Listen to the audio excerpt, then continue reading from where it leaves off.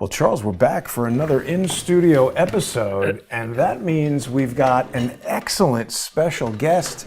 We are joined by Vermont former Republican candidate for governor, John Klar. Hello, John. Thanks for having me. How are you? It's great to have you on, John. Thanks for this honor. Our viewers will know that we've spent a lot of time, indeed, we've traveled to Scandinavia, I once, Jason twice or more, illustrating that the socialism, the socialist experiment that supposedly is so perfect in Norway and Denmark and Sweden, it definitely does not work. And increasingly in Scandinavia, you're having a rising chorus of people saying, "Now, wait a minute, this stuff stinks. It doesn't work. We're losing our jobs. We're piling up debt. We have major crime problems." And so it was wonderful to hear from you and learn about you that there actually are responsible conservative people who are willing to stand up in Vermontistan and speak up and explain that what's been going on there under Bernie Sanders and others just really doesn't work, and there needs to be a fresh set of approaches. So we're delighted to introduce you to our viewers and wonder if you could kind of give us a snapshot of your background and what you're up to, what you're trying to accomplish.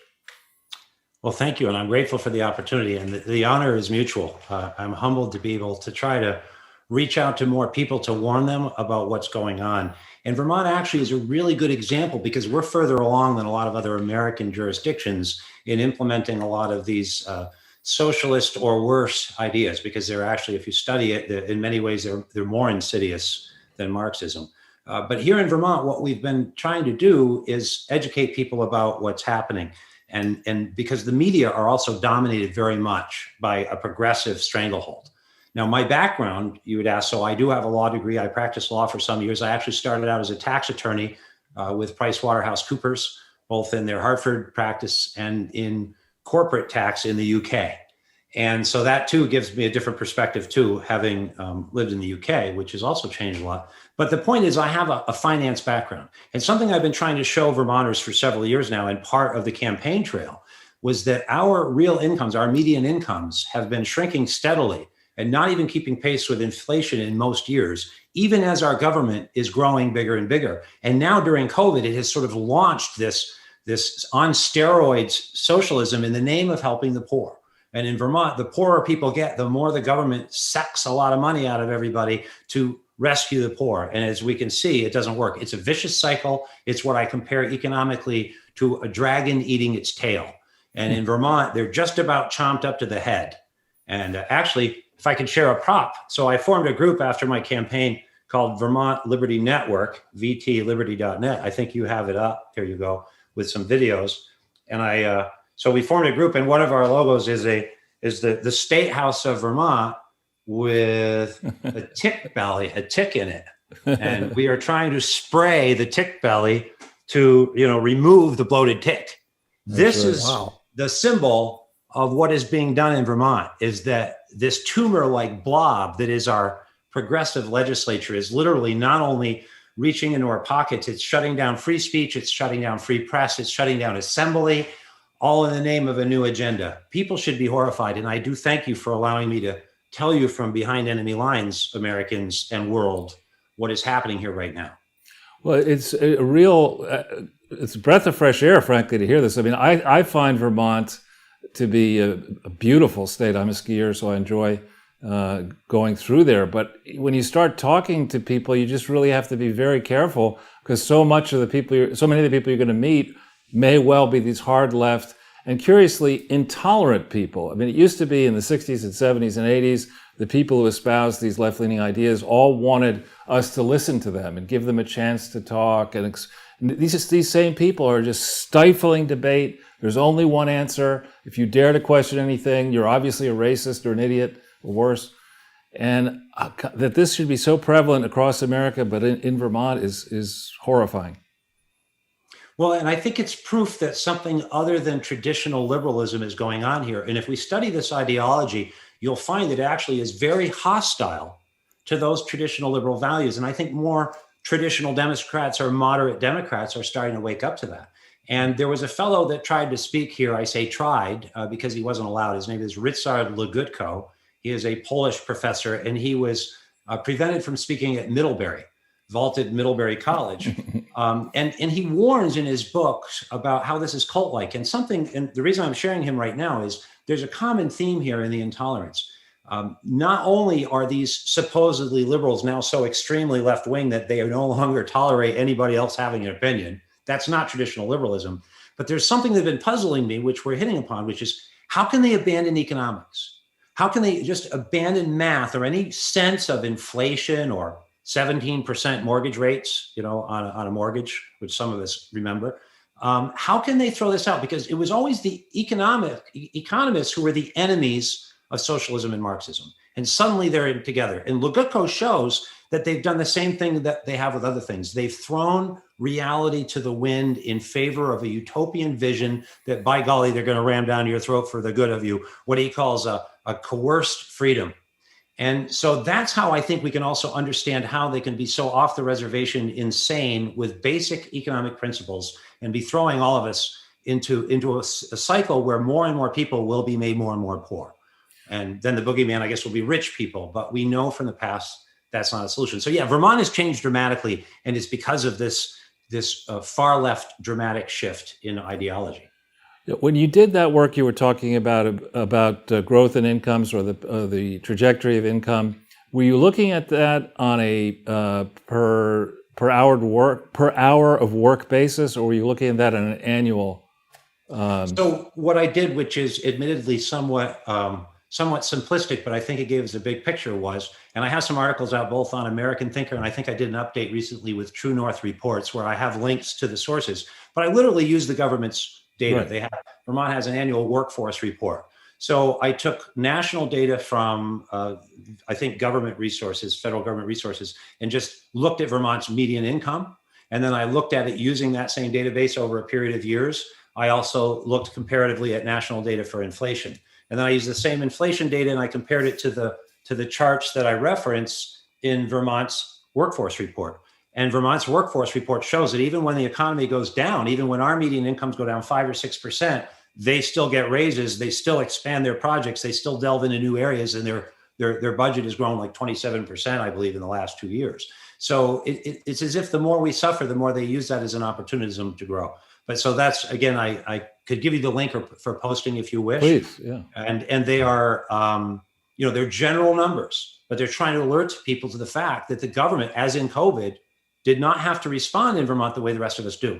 And this is a very different Vermont than the Vermont of my forebears, the Vermont of the Great Depression, the Vermont of frugality and individualism. Now it's a nanny state Vermont, where look, we found another problem that we have to solve. In fact, just now our governor has extended the COVID funds for food and housing relief while lifting all the restrictions medically, because 130 businesses and organizations petitioned him and said that this has shown how much poverty we have and people can't survive. Our economy will suffer if we don't get more money. All of this is borrowed money. I think you guys know that. All of this is borrowed money and has to be repaid. And it's horribly inefficiently distributed right now. Yeah, I mean, it used to be, I got into business out of business school in 1980, and way back then, now 41 years ago, government really, even though we were fighting a Cold War and we had some serious issues, government was much smaller and less intrusive into the economy than it is today. And Jason and I have kind of talked about this idea that government they've become merchants in misery. So long as there's misery, there's an argument for these big programs. And the more, you certainly don't want to solve any problems because that means the government would have to shrink. And so they just are always talking about there's this miserable problem and that miserable, we're all miserable, give us more money. And in the private sector, Jason has run many businesses, I've run many businesses, I'm sure you have as well. I mean, when you get involved with your own money in a business, you generally are cautious about it. You don't start, hiring people willy-nilly, spending money without evaluating whether the projects are working or not. And that's what they do in the public sector. The public sector, I'm sure there are many decent people in the public sector, but the structure of a union protecting the jobs in the public sector from we the people, on its face makes no sense. I mean, why does a government need a union to protect itself from the people who are paying for the government? I mean, The power that governments, unions have across this country is way too big. The deal that they've cut for themselves, not having to work, a lot of them here in Manhattan, which I think is worse than Vermont, we have a huge government, and the people don't work in government, and they hire consultants to do the work. They overpay people, put families on the payroll. The mayor of New York here gave his wife $800 million, which he won't account for. $800 million. Well, to say it's worse in Vermont is a pretty high insult. And I think, it's worse in dollar numbers, but as a function of income, Vermont might actually be worse. We don't have the median income of New Yorkers, especially New York City. But there's a particularly cogent example right now that people ought to look at anywhere as a model for failure in what you discuss, which is recently there was an effort just this legislative session to shore up Vermont's pension fund, which is horribly underfunded. And some on the left will say it's not. And they've now, and to get out of the blowback they had by that labor union, who part of my campaign was to fund that pension. Whether or not, either one way or another, it is just bad fiscal policy to go deeper in the red. COVID showed us that weakness. And instead of shoring it up, they created a commission to kick the can down the road another year because the blowback was so furious. But there are such glaring problems with our pension fund. Again, when you look at it, and this isn't for all employees, and I'm not saying that the pensions are the big bag bogeyman, but they don't even have their own interests in mind if they don't look at the math. And the fact that just because you can squeeze out of the progressive legislature all kinds of goodies doesn't mean that everybody else is going to be able to shore it up. And this is the problem with socialism. And actually, when you talk about that shift from when you were from 1980, I think a lot of it is our own fault because we have become complacent. We've become soft. These are not the Vermonters of the 1950s. There have been demographic shifts, but Vermonters that are born here as well. As a culture, Americans have become soft. And I fear that we're going to have to relearn some of the more difficult lessons of the past, sadly, in order to be reminded of why you can't be profligate. We have a $5.7 billion pension shortfall in Vermont, in a state of 600,000 people with about 53,000 state and municipal workers, almost twice the level of neighboring New Hampshire. And so if you start figuring that per person, it's a lot of money for a state that's in decline and has about 11% poverty rate as it is, mostly white people, long-term poverty. But also, we're not even looking at real numbers because they're still projecting a 7 to 7.5% return for the next 30 years on those pension funds in order to only have a $5.7 billion shortfall. And they're not accurately projecting the increases in healthcare and other costs that are likely to attend their benefits. So it is headed off the cliff, whether one is left or right wing. This is math. Yeah. Thanks for allowing me. You guys got to watch the time. So no, we are. But tell our viewers, because I think it's an interesting tale that you told me, a very heartwarming tale, that you were involved in a process to try to get somebody to step up and run, and tell us how that worked with your campaign and how you did, and as against expectations. Because I would have thought a Republican might get 3 votes up in Vermont.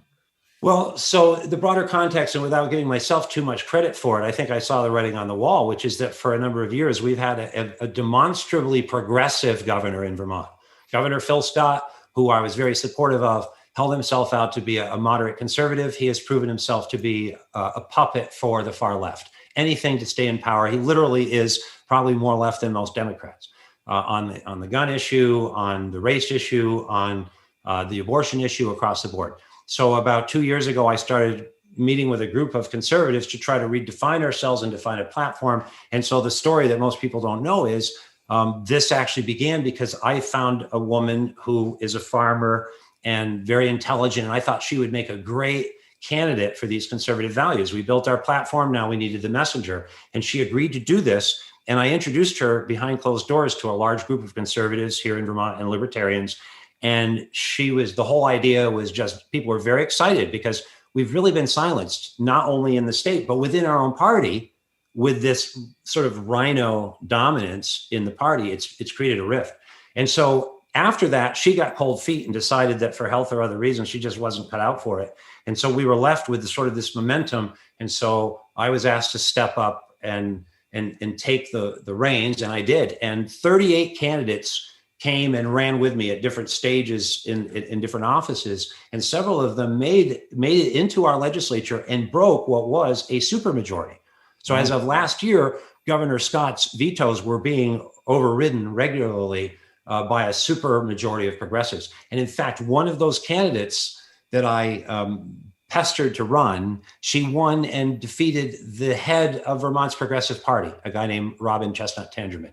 Out, gone. Shocking, but not heard of. In this big supposed wave against Donald Trump, here in Vermont, ultra-liberal, several people lost their seats to the surprise of many. Unfortunately, the progressives are still clueless that some of us are paying attention now and that we are growing in numbers. This is populism, and it's centrist. As a New Yorker, I actually during the 2016 campaign, the only thing I went to was a Bernie Sanders rally. And people here in Washington Square Park, which is very much in the news, waited 4 hours in the cold to listen to this moron. And I found it entertaining to listen to him. But I'm just curious, what do the people in Vermont think of Bernie Sanders? I mean, what accomplishments can he point to in all his long time as a senator serving the state of Vermont? Well, Counselor, you asked me a compound question. You asked me, well, do they like him? And you asked me what he's done. Those are two different things. Many do like him because he's done nothing, I guess. Lots of promises. But I think there's something else interesting that, from the Vermont perspective, that your listeners and viewers might be interested in. That's this. There's something called the Bernie Trump voter. Now, as a writer, as a columnist in the election, I observed that both Bernie Sanders and Donald Trump, this is before 2016, were populists, one from the left, one from the right. And what happened, though, was very interesting, because the populists from the left got rubbed out by the traditional stranglehold of the Clinton machine, as we know from Donna Brazil's book and otherwise. We saw it happen, all right? And the Bernie supporters saw it happen. Many of those Bernie supporters, they don't like to talk about this, they did not become Clinton voters. They became Trump voters. And I observed this to happen because I knew people that were Bernie supporters that suddenly became Trump supporters. And I'm trying to make that make sense in my head. You know, we have this spectrum idea. And when I started to research it a year or so later, I found there's something called an Obama Trump voter, because Obama was a left-wing populist. And he also, like Bernie, failed everyone and showed that he was a sellout. I mean, to me, that was the biggest failure of Bernie Sanders ever, that he just knuckled under to Hillary Clinton. And a lot of people saw that hypocrisy. So he might still be popular under his diluted base, but a lot of Vermonters actually swung away from that dishonesty that they saw in Bernie Sanders. So anyway, I thought that might interest you politically. Yeah. Well, you know, John, you've actually just described me. I voted for Barack Obama, regretfully, and initially wanted Bernie Sanders because, as you said, it appeared to be outside of the, mainstream. I just want to point out to people, you're obviously not currently the governor of Vermont, but your performance, I think, was exceptional in the primary. You got 27, almost 28% of the vote. 68. Wait, no, that's Phil Scott. I saw something that said you got 22% of the vote in the primary. Isn't that right? Or 24%? Yes, and it was in that area. And what was significant of it, though, is I was a nobody. I've never held any seat or run for anything. I literally was living in the woods, eating locusts off grid, and had to come out of the woods and rent a place so I could just shower regularly and be close to the road. It's kind of funny. But I think that says two things, and none of it's really about me. I'm the messenger.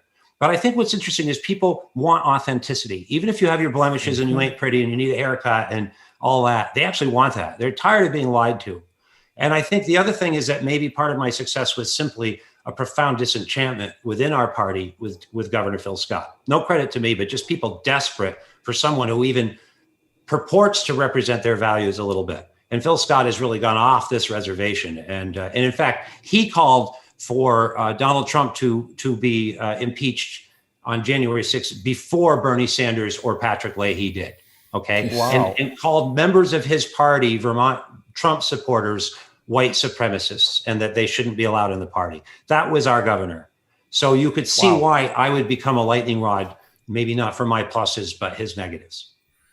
And this is the first time any of us have spoken. I get a great impression just talking to you. And the fact that you were able to be that successful in a primary, having no political experience prior, I think that should be a real inspiration to people who are sitting in their houses and upset about whoever is running their state. You did it. Can you tell us a little bit about, what kind of challenges did you run into even throwing your hat in that ring? Yes, in Vermont, I knew that when I ran that I would be blackballed by the mainstream media, which is all ever, and it happened. So I knew I had to create news. But the other thing, one way to create news was to get people to run. And one thing I found was that a lot of people don't have the confidence, or they feel blemished. And you have to explain to them, no, imperfect people can do perfect things. Look at the founders. None of them were perfect. So what does it take? And so I was able also then to integrate these people so they felt that they were part of a group. And the other thing I did is basic poli-sci from my days back in the 80s too was 3 issues. Get 3 issues that are important to all Vermonters, the swing voter issues. And right now we own them in Vermont. And I think we're pulling more and more swing voters in Vermont. A lot of these issues are not about left versus right. And it's about where people are in priority issues. They might care about social issues, but when their taxes are going to go up 10% after COVID funds and there's hyperinflation, they will shift their focus. So we continue to be about schools, fiscal stability, and just accountability in government. And that right there is going to continue, I think, to draw people from in the middle in Vermont, and is a very scary threat to the progressives who have been writing themselves checks for all of their programs. This is a one-party state right now. What influence do big foundations have in Vermont? I'm thinking of the Rockefellers, for example, and maybe Soros. Well, to pick 2. There's really not much money coming into the state on the right, and that's been part of the imbalance. There's a lot of money that comes here from, there's a lot of lobbyist money. There's a lot of anti-gun money. Planned Parenthood is a massive influence in our government. As I've written with LifeSite News and on my own, my other materials, I did a records request to the Attorney General's office here in Vermont and the governor's office. There's an extraordinarily tight alliance between our Attorney General and the entire Vermont legislature and Planned Parenthood. So there are layers, big money on the left. And also now we have to add the climate change group, renewable energy, huge money coming here for the Global Warming Solutions Act, which will tell Vermonters what they can drive and when. But it actually grants a cause of action to out-of-state nonprofits and a cause of a right to recover their attorney's fees. So that is a license for out-of-state big money to sue in Vermont. There are no comparable rights to afforded to Vermonters, and there are almost no nonprofits in Vermont that are conservative.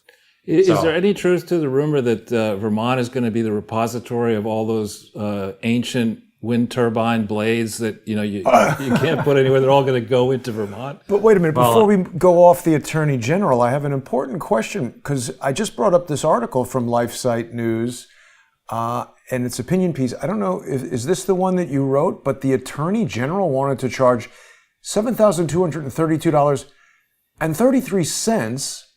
I don't know where they got that 33 from, but how can they charge such an exorbitant fee to release correspondence that should be public records? Well, so that is one of those small questions with a big answer. This has been an ongoing battle in Vermont. In fact, I narrowed my search and they reduced it to about $3,300, which I raised through a GoFundMe. $3,300. Interesting. Yeah, and we did pay them. I don't remember the exact amount. And we actually got reams and reams of documents with, of course, a lot of documents withheld. But what it showed actually is that Attorney General right there has allowed Planned Parenthood access to the Attorney General's website for reviewing of content. There are posts all over the Attorney General and other Vermont Health Department and other websites linking to Planned Parenthood. I mean, they hosted meetings with Planned Parenthood at the Attorney General's office. We're not allowed to see the contents of that. So, I mean, the coziness that was there, but out of those records requests and my disclosure of it came not a peep from the mainstream media in Vermont, because they are pro-abortion, pro-Planned Parenthood. And so back to your question, I mean, that's what we've been up against. But how do you have a free election or free speech when you don't even have free media? So that's part of what True North Reports is, this group, TrueNorthReports.com, and Vermont Liberty Network, is to try to create a place where people can come together and actually get some news that was quasi-objective or at least presented some balance for Vermonters. Great. It's an interesting question, because I'm just looking into this TJ Donovan. I think a lot of Crowdsource the Truth viewers are aware that there have been allegations that George Soros, through his Open Society Foundation or somehow, funded the the district attorney campaign for Chesa Boudin in San Francisco. And so now this person who is literally the son of two Weather Underground terrorists, who was raised by Bernadine Dorn and Bill Ayers because his biological parents were in jail for doing terrorist crimes with the Weather Underground. He's now the district attorney of San Francisco, and I haven't run this down really at all, but just a quick search for, is it TJ Donovan? Yeah, yes. You got him. He seems to have had his campaign funded by George Soros. Oh, is that what you're finding right now? I'm looking into it more deeply, but when I found a Facebook page that made that allegation, so it says TJ Donovan has asked the courts to dismiss the mag ban case. It appears that TJ Donovan is corrupted by special interests. George Soros has funded TJ Donovan as well as Bloomberg's GunServe VT. GunSense. GunSense Vermont, yes. Yeah.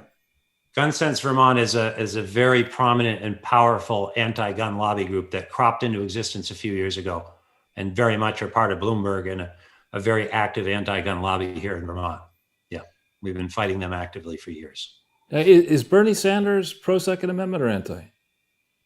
I think it depends on how it suits him. I think he started out years ago pro-second, and now he's openly anti. If you would research it, I'm dusting off my memory, but I believe he's a flip-flopper. That would make sense. Well, John, you're very kind to give us this time. We'd love to have you back on. We'd love to see more of what you're doing up there in Vermont, and I think we'd also like to have you speak with with our friends in Scandinavia, because it'd be interesting to. That'd be fun. I want to go there. I'll go. Yeah, and also, frankly, we have Scandinavian American friends in Minnesota, which is another interesting American state that has a hard left governance, but then it has a lot of nuts and bolts, sensible economic people who don't like to speak out too much for fear of retribution. So is there anything you'd like to leave us with as we...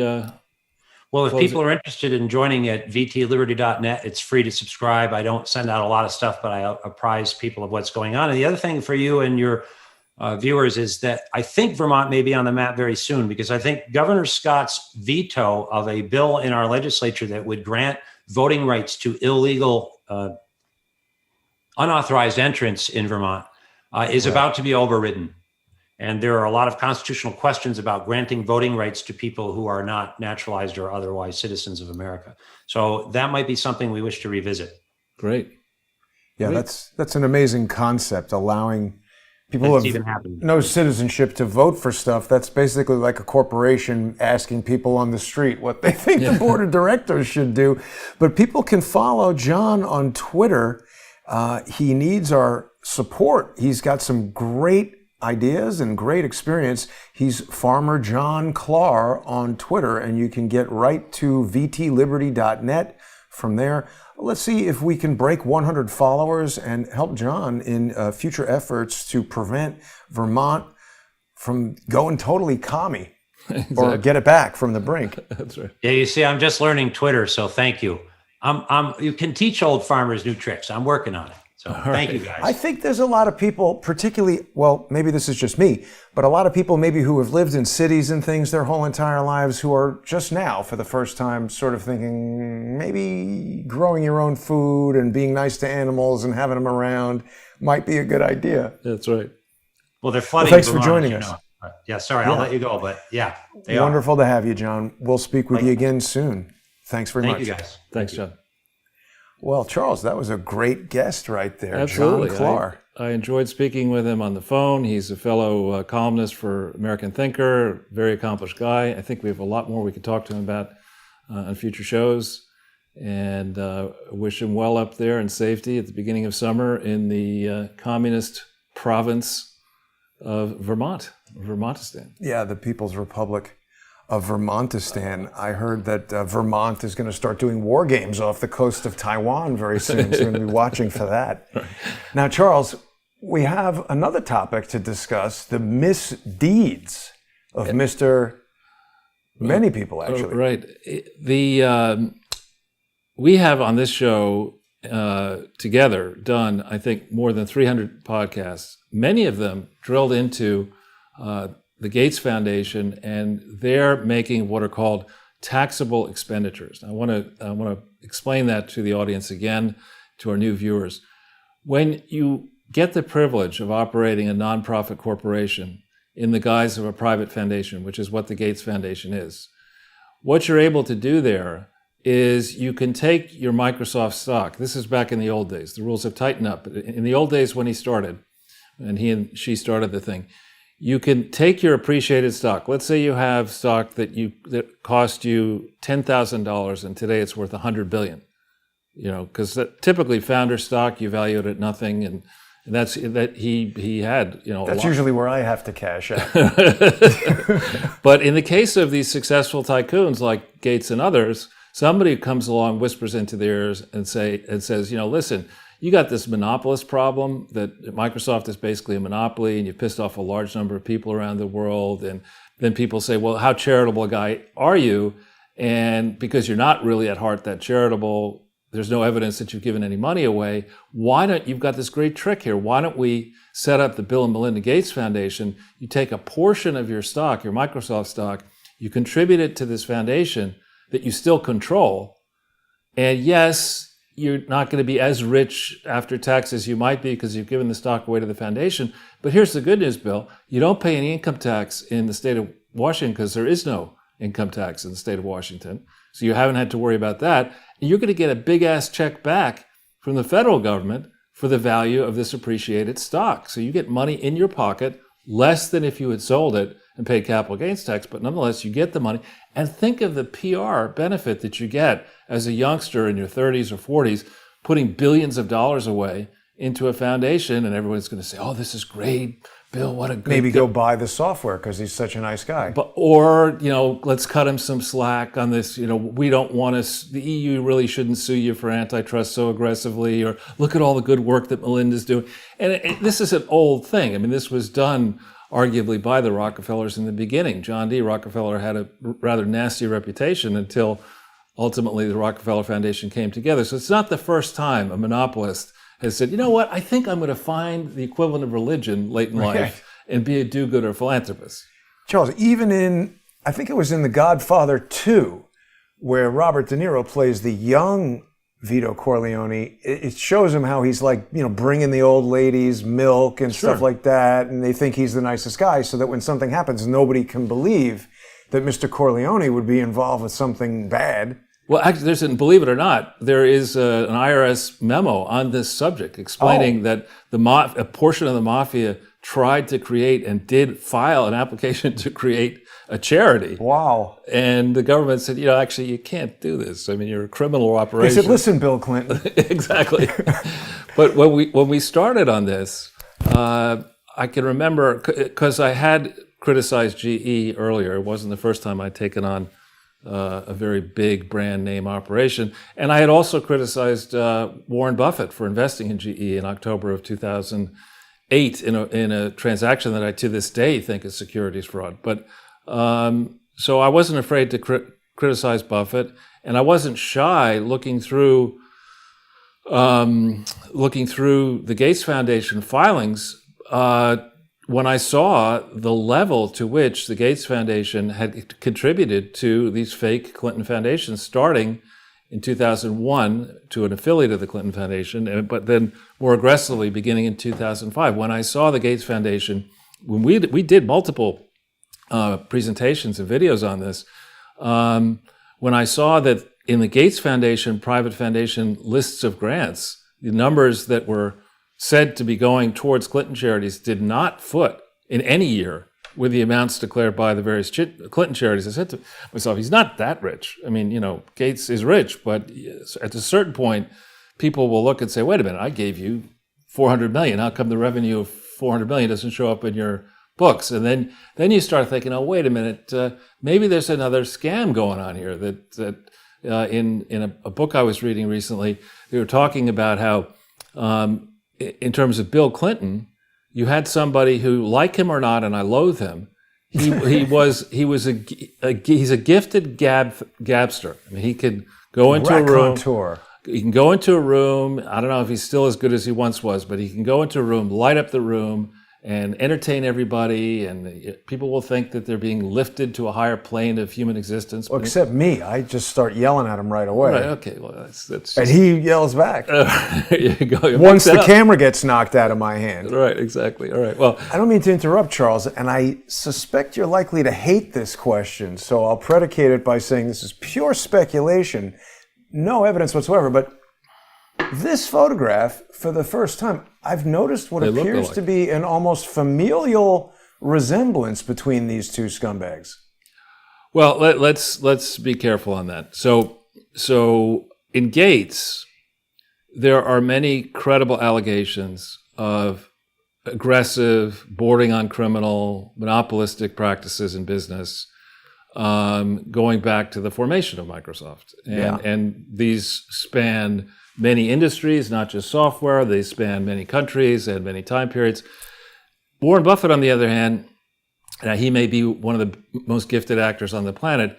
He is America's uncle. He's the person that, and I'm just saying this is the way he's sold to the public. No, really, he has been brought along at various points in time, crucial moments in the evolution of the modern American economy, almost like J.P. Morgan, where in one Wall Street scandal involving Solomon, he stepped into the breach and saved, some would say Solomon, well, certainly Solomon, but some would say Wall Street itself.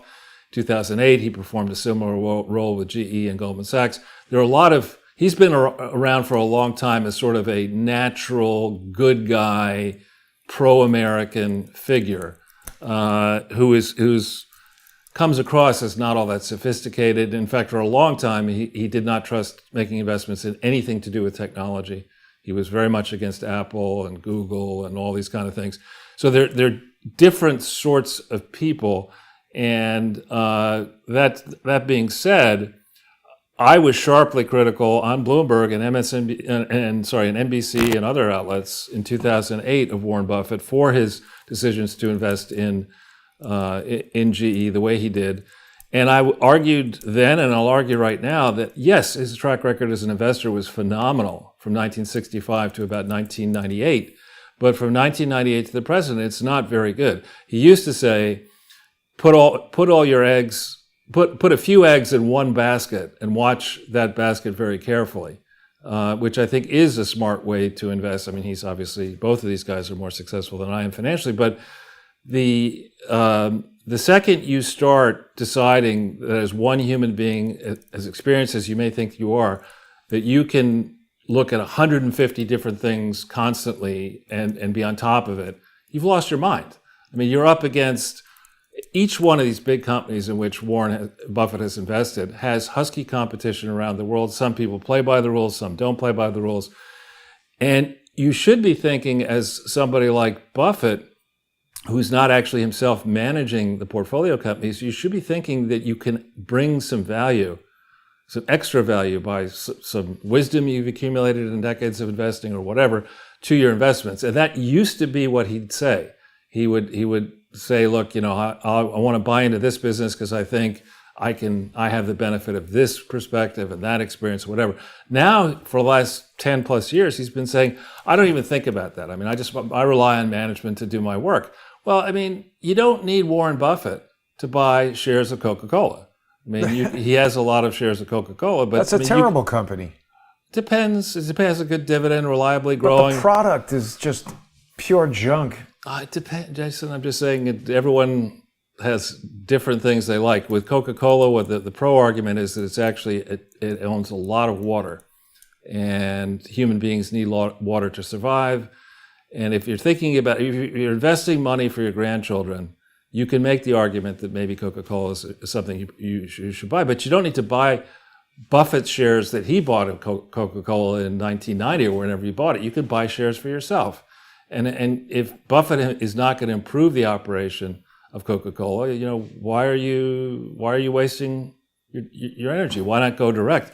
And it's cheaper, frankly, if you're an individual, to go ahead and buy shares in a Coca-Cola than it is to let Warren Buffett pay extra, to pay an acquisition premium to buy some of the businesses that he's bought. But so these are two different characters. They developed an unusual friendship. They both like to play the card game of bridge, which I actually like to play as well. and they've known each other for a long time. And today, the story that's made a lot of headlines all over the world is that for some strange reason, Warren Buffett, who has decided to give all of the money that he's not giving to his children and other descendants to the Gates Foundation, for some strange reason, the guy who made that decision, and as was the case with GE, probably had a side agreement with Bill and Melinda Gates saying, yeah, I'll give you my money, my appreciated shares in Berkshire Hathaway, but I get to sit on the selection committee of where my money goes so long as I'm alive. For some reason, this guy said, you know what? I'm still going to give a lot of money to the Gates Foundation, but I'm stepping off the board. People don't do that unless they're sick, which I hope he isn't. But we have known far from the whole story here. And back before I met you, right before I met you, in I think late 2016, the Gates Foundation announced that they were creating something called Gates Philanthropy Partners. And the argument of that was that this was another charity that you individuals should give money to. And the reason you should do that is because Bill Gates and Melinda Gates and Warren Buffett had such a great track record of doing philanthropy that you could be confident that the three of them would continue to do great work together. And now where are we? We have Bill and Melinda divorcing. Press accounts suggest the divorce is incredibly bitter. We don't yet know the whole story, and maybe we'll never know the whole story. And now Buffett is saying, I'm off the board. And I know I'm rambling here a little bit, but when we started on this Clinton Foundation crusade, and I will clearly say it is a crusade in the interest of running philanthropies properly, when we started on this, exposing this odious pile of manure for what it is, people would say, well, Charles, you're adamant that this is horrible, but on the other hand, the biggest donor to the Clinton Foundation, directly and indirectly, is the Gates Foundation. Directly, over $100 million direct from Gates Foundation to various charities, and indirectly, the Gates Foundation is a substantial contributor to Unitaid, which is the Clinton Foundation's biggest. GeekWire. What's this? Well, the reason I brought this up, Charles, is because I just find the headline, sometimes a headline can really capture it. Warren Buffett resigns from Gates Foundation and latest development following the divorce. Now, that might mean that these two were married specifically to avoid testifying against one another. And if Mr. Buffett knows that and knows that they're no longer married, I don't think they're divorced yet. I think the headline's wrong. They've agreed in principle to divorce. I don't know that they are formally divorced. Well, I just don't know. But I've experienced in business being the third wheel, and that is to say, being in a partnership with two other people who were very close friends, and I wasn't. And similarly, I think it's a very bad idea to get involved, as Buffett did, in this charity when the bulk of the money was Gates' money. And yes, he was putting substantial sums of money in, but not as much as Bill and Melinda. And now what do you do if there's going to be a fight between Bill and Melinda? What is Warren Buffett supposed to do? He can't win. Oftentimes when there's a family fight and you try to intervene in it, the two people who are fighting in the family make peace. Join up. Right. And then you're the villain. So they had a separation contract. Well, I know from my own experience in divorce that all of these types of contracts that you may do fail. They're all subject to the final adjudication of the divorce. So we'll see what ultimately will happen here. And honestly, I wish his kids, their kids, as little pain as possible from this disturbing experience. But this is far from over. And I don't know if I fully made the point that when we were pushing so hard to suggest that the Clinton Foundation was a mess and that the Gates Foundation was in potential trouble because they'd made what are called taxable expenditures, that is to say, when a private foundation claims that it has given money to a public charity and the public charity in fact is controlled by the Clinton family and isn't even organized, that's what's called a taxable expenditure. And the law says, of course the law may not matter, the law says that when a private foundation discovers that it has made taxable expenditures, and I made very certain to tell in no uncertain terms, the Gates Foundation, directly and indirectly, that they had made private expenditures. Did that in 2015 and 16. You're like, who is this? No, I have a friend, I'm not going to say who it is, but I have a friend who's very, very well connected to the Gates family, and I went to that person first, and I explained it, and I said, you got to make sure they do something about it, and they didn't. So when you don't try to cure the problem, i.e. when you don't demand your money back, and do so, you're supposed to do it in the year in which you make the grant, which of course they couldn't do since they started doing this in 2001 and then later 2005. The IRS has the ability to go and look at this Gates Foundation and say, you know what? People are talking here about inequality. People are talking about tax bills. I've got my bean counters over here, Biden talking.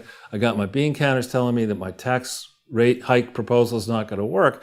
And I hear you've got $50-60 billion in the Gates Foundation, and you haven't been playing by the rules. So thank you very much. I'll start by taking that pile of money to pay down our deficit. And now I'm going to go after you personally because you ran this thing, you, Bill, and you, Warren, you ran this thing for a long time.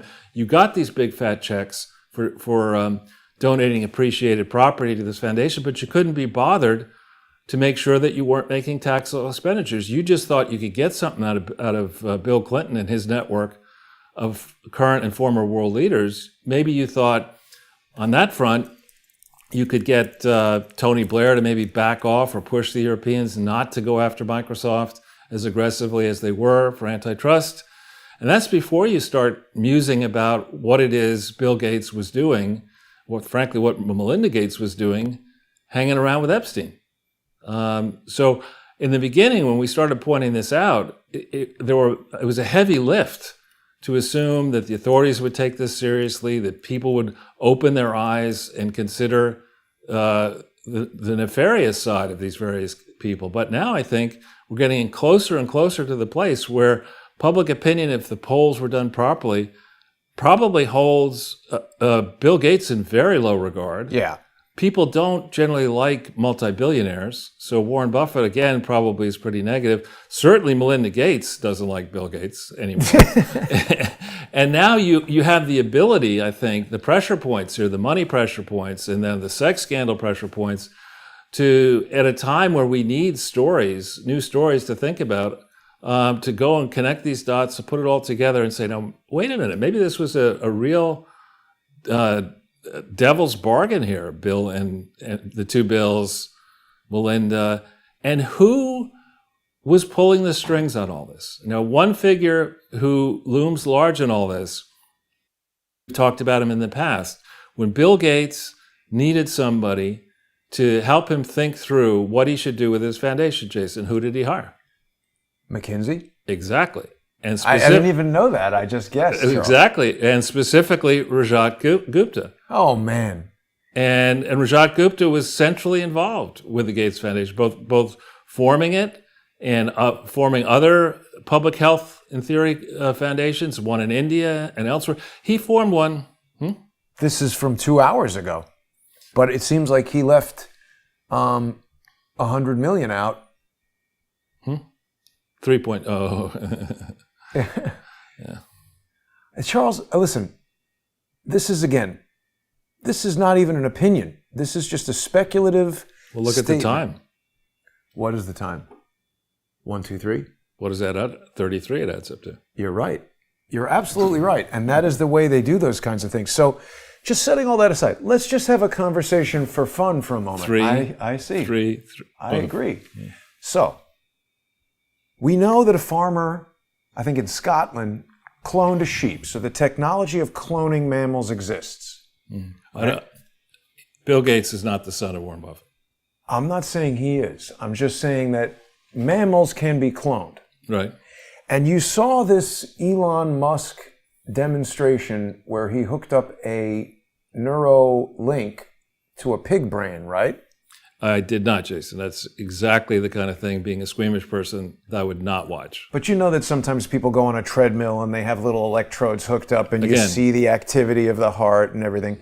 So they did that. The first time I've ever seen it, maybe neurosurgeons are aware of it, but they had that type of readout from the pig's brain, somehow monitoring the activity. assuming it was actually real and all Well, that. maybe they're lying, but if you can detect those electrical impulses in the heart, maybe it is possible to detect them. And maybe he's lying, but let's just for a moment, like the court, let's take the statements as true.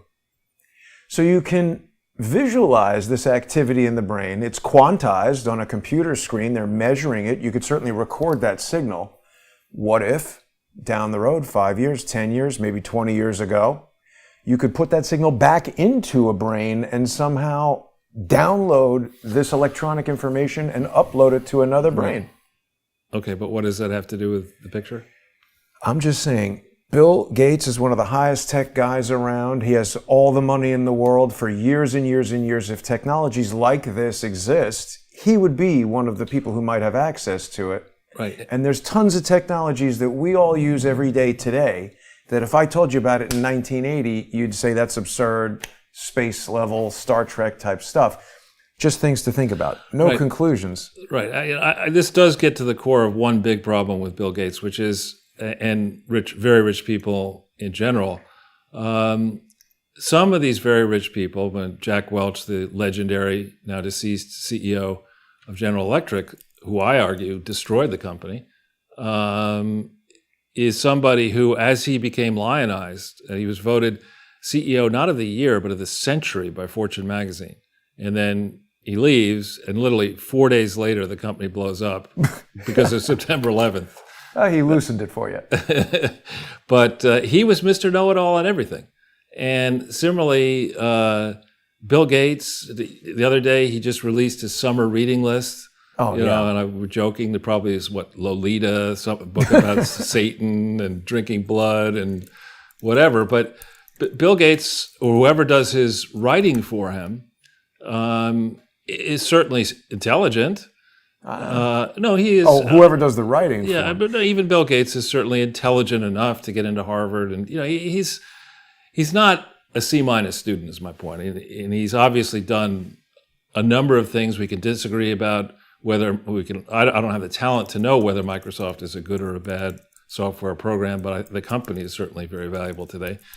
And but when you start as a society saying, because Bill Gates built a crappy software company and made a shitload of money for himself and has been fooling the world for his foundation for a long time, let's put him in charge of the global health operation with no medical degree, no practical experience. Let's let him, come up with ideas like dimming the sun to arrest climate change problems on Earth, or let's let him go around the world taking this piece of plastic that he claims can turn shit into water just because he's willing to drink it. That makes sense. And then his wife and he get together and they're all in for the COVID lockdown. After the thing doesn't work that well, she's interviewed and somebody says to her, well, did you ever bother to think about the economic consequences of the lockdown?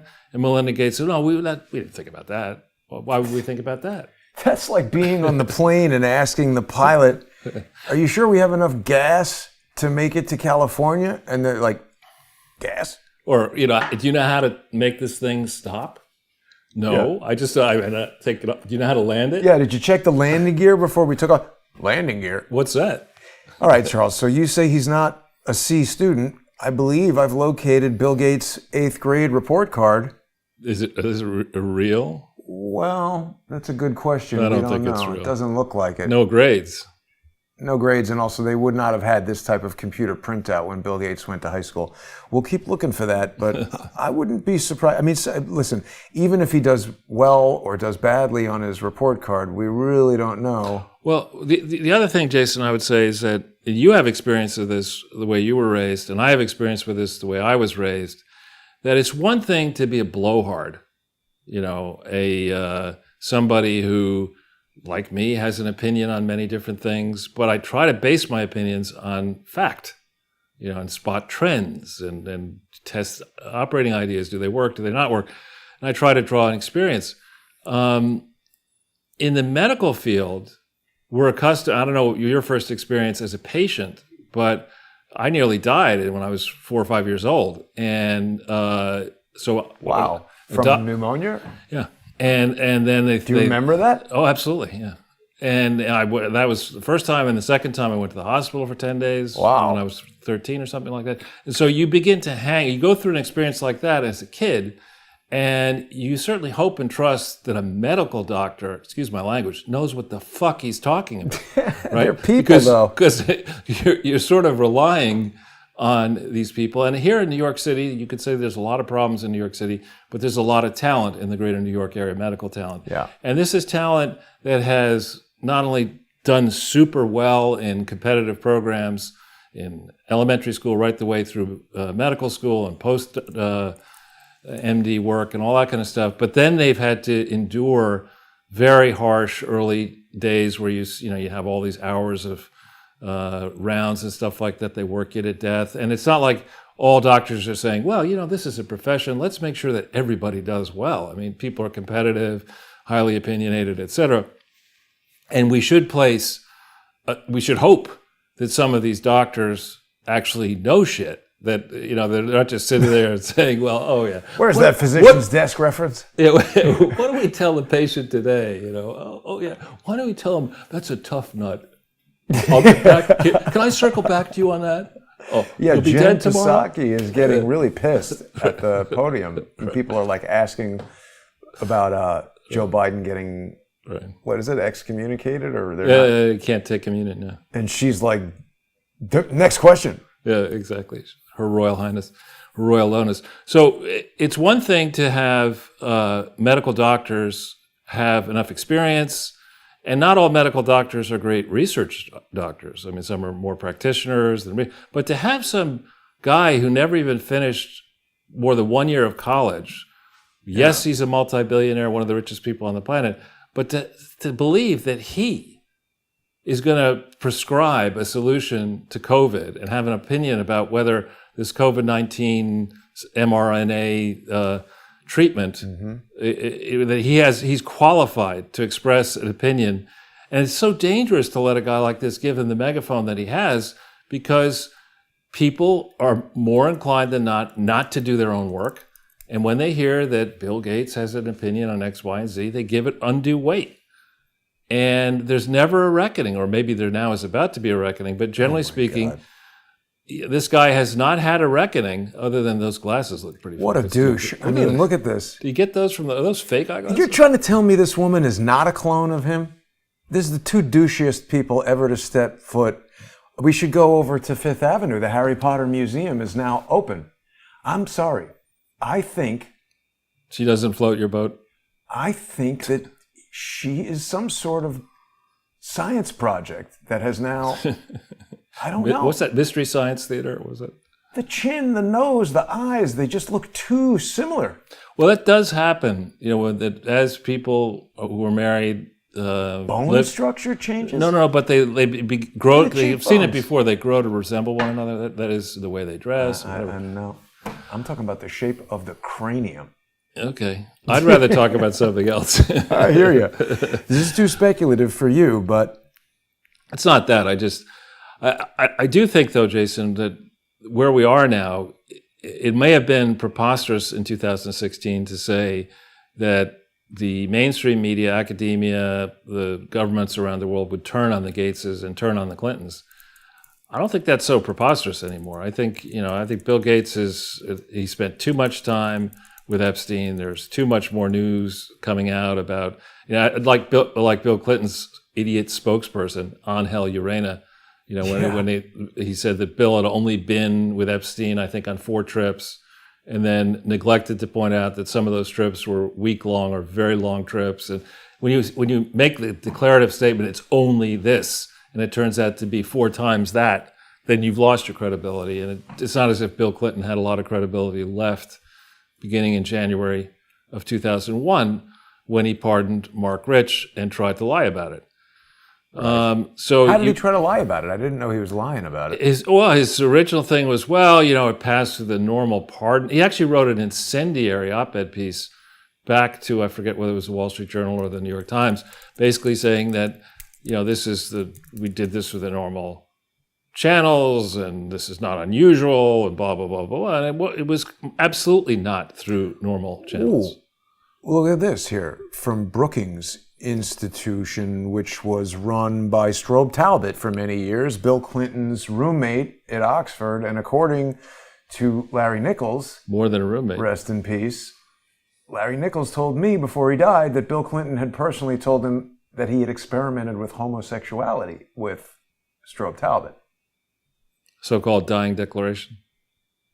Dying declaration, yeah. Oh, wait, look. Take Rep. Barney Frank, a Massachusetts Democrat. What is this? He was one of Clinton's most forceful and articulate defenders. Well, again, it's tough for people maybe to remember what was going on back then. Mark Rich was not somebody, he's not a sympathetic person. I mean, he was like a key to Iran-Contra. Well, he was trading with Iran.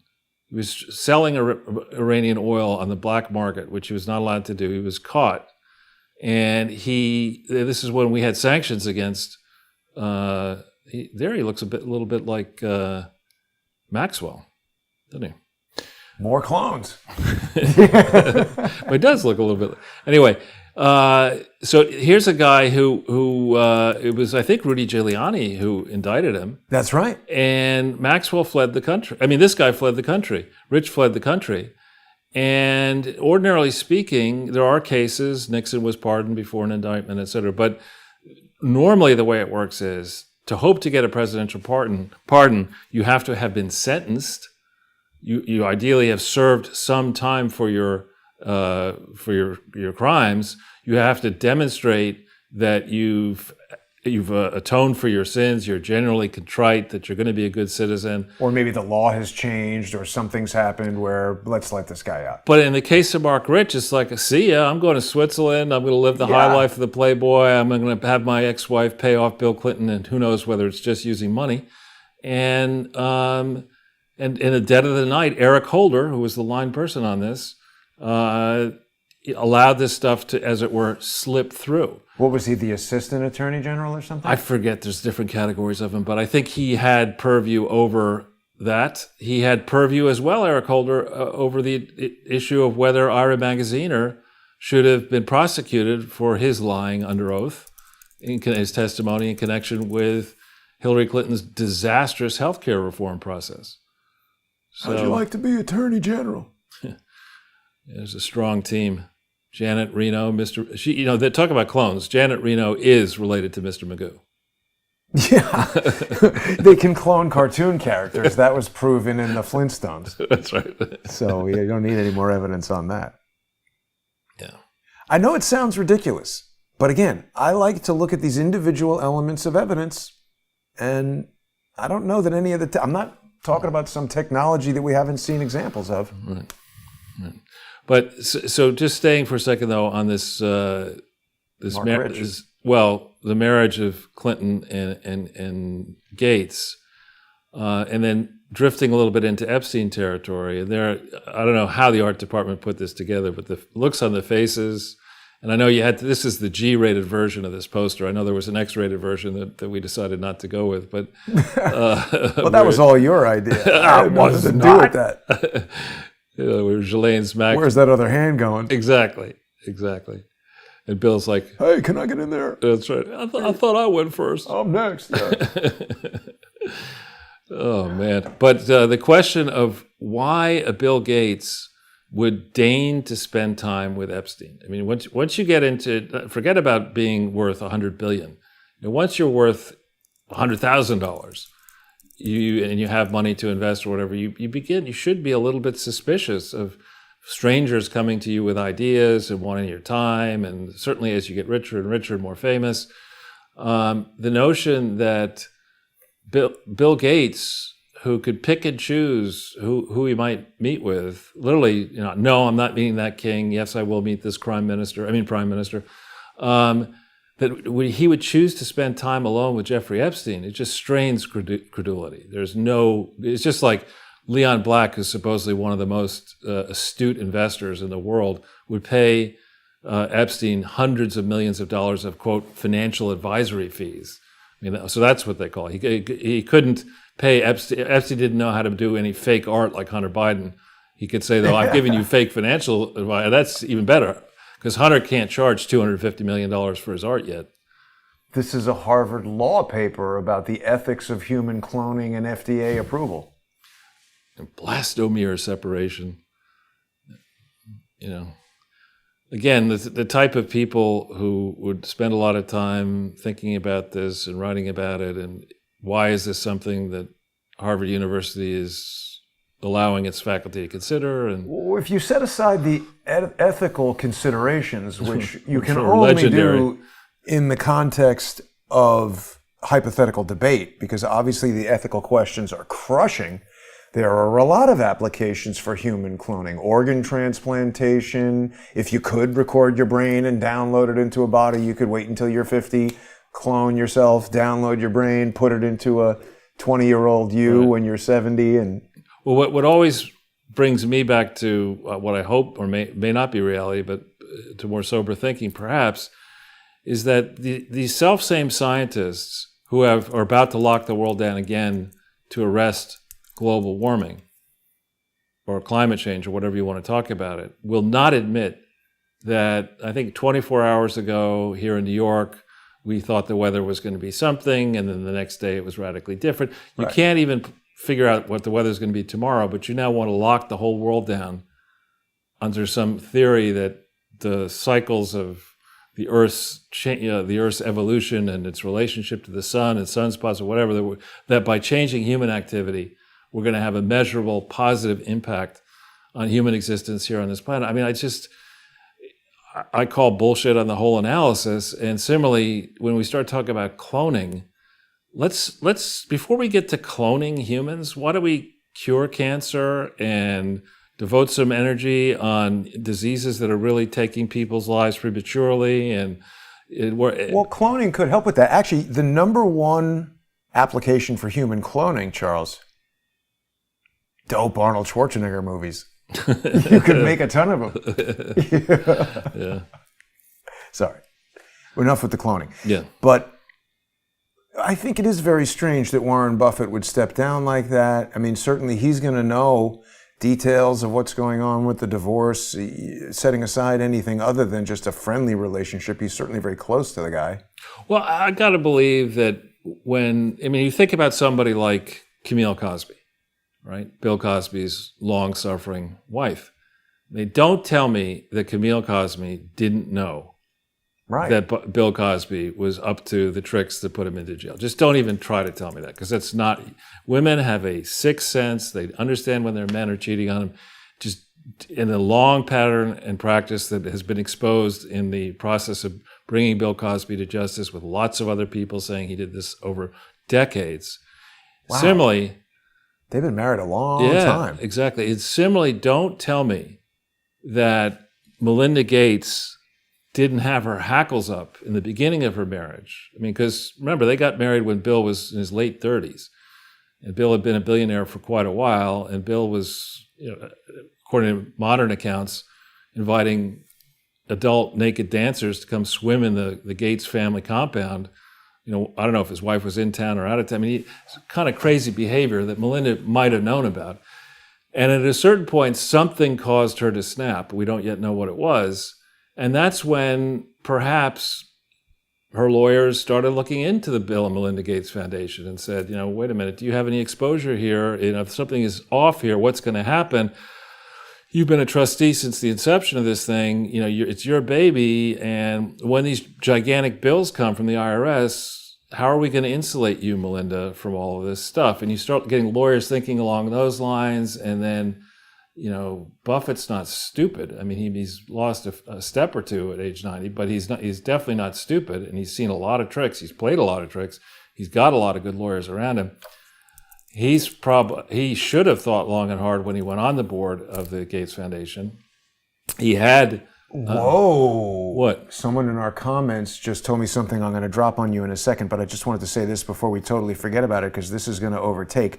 This is at the appeal, and one of these two people look kind of delighted that Bill Cosby is in jail. So I agree with your assessment that wives know what's going on, and they listen to themselves more than they listen to lawyers. He is dead? Well, look what time it came.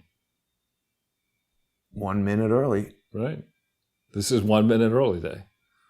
Right. There was just a story about this morning that there's an extradition to Spain. I don't believe this story. No, that he'd be extradited from Spain. Wow, he's dead already. Wow. Yeah, I don't believe that. I mean, do narcissists commit suicide? I don't know. I think it's much more likely that super crazy billionaires like this plan to fake their death and leave the prison in Spain. Yeah.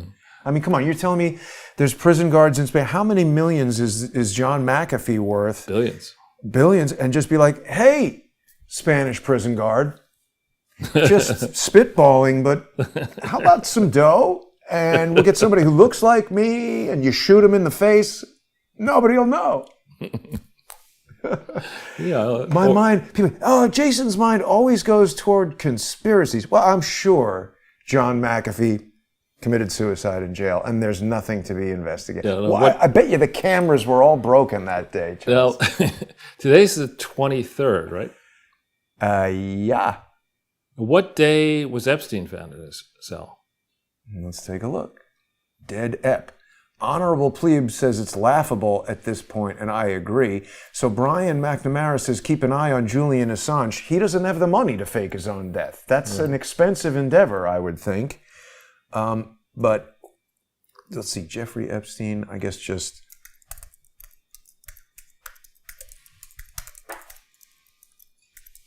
Yeah, these guys are all... August 10th, 2019 August 10th. Okay. was when Dead Ep. Today is, okay, Dead Ep. That's when he was found. Dead Ep Day.